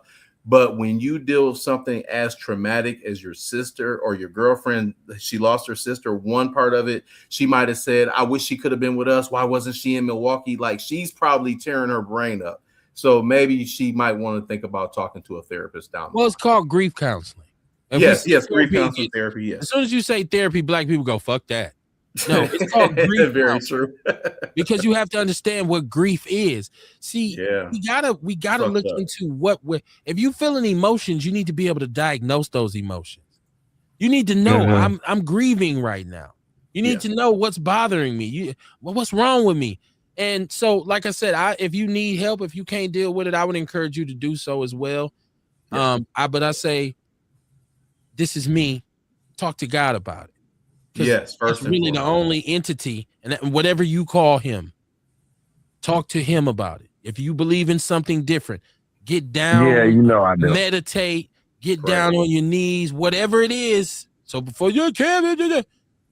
Go into a dark room, close your eyes, shut out everything, and have that conversation with him. And you'll start, eventually you're going to get better. You're going to get better. Because I know for a fact, if I fell apart, my brother be looking at me like, dude, you still got business to take care of. You better get up off your ass. Yeah. What's wrong? I'm gone, man. I'm gone. Handle your business. Same thing with my mom. I never fell when I was about to fall completely over the edge. I could hear her saying, if you don't get your ass up, I ain't coming back. I can hear my mom saying that. So I wanted to close, but I didn't mean to make it all melancholy, y'all. Kamar, what is the biggest thing from 2025 that you're gonna always remember when you 10 years from now, when you look back, you say 2025? What do you think is the biggest thing you'll remember? What's your biggest takeaway? Shit, I don't know. I ain't even thought about it. Okay. I ain't gave it no thought. You should have asked me that question earlier so I could have some time to ponder a bit. You know what I mean?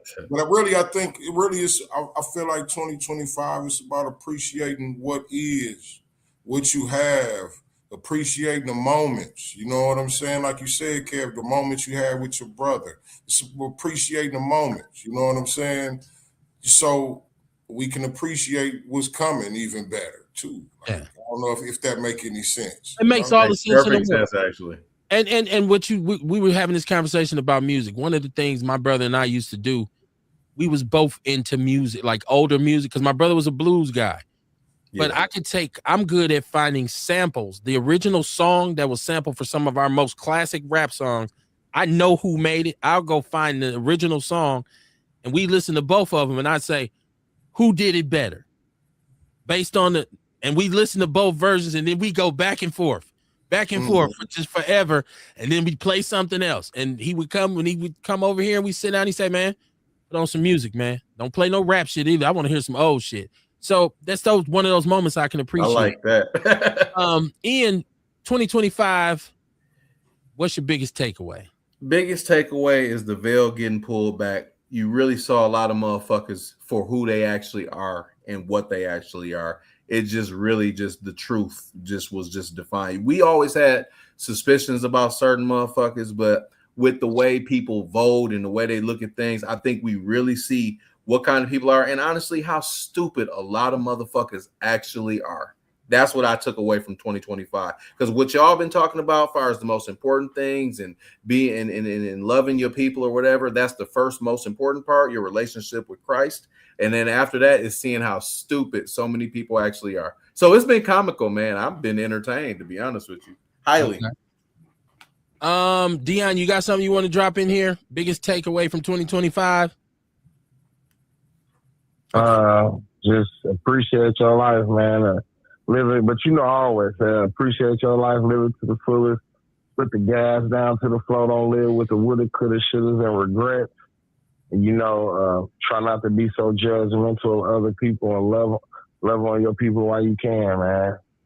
That's what's up. So once again, rest in peace to my brother, Brian K. Barnes. Every show I ever do from now on out, no matter where I do it at, no matter what platform I do it on, is always going to be dedicated to him. Peace and love, man. Kamar, hit us with some OG shit before we get up out of here for the last time in 2025. Let's do it. Real OGs know, the older we get, the more we appreciate being out of the loop. Don't fill me in on shit. The lesser people problems I know about, the better. Outside of family and friends, I don't care about nothing or nobody. Stop me when I'm lying. Real OG shit. I see y'all next year. We won't be on New Year's Eve. Go back and watch the shows. Please share the show, man. Let's get it together for 2026, man. We'll be back, man. Peace and love, man. Outlaws for life, baby. Bro. I see y'all Monday. See you Monday.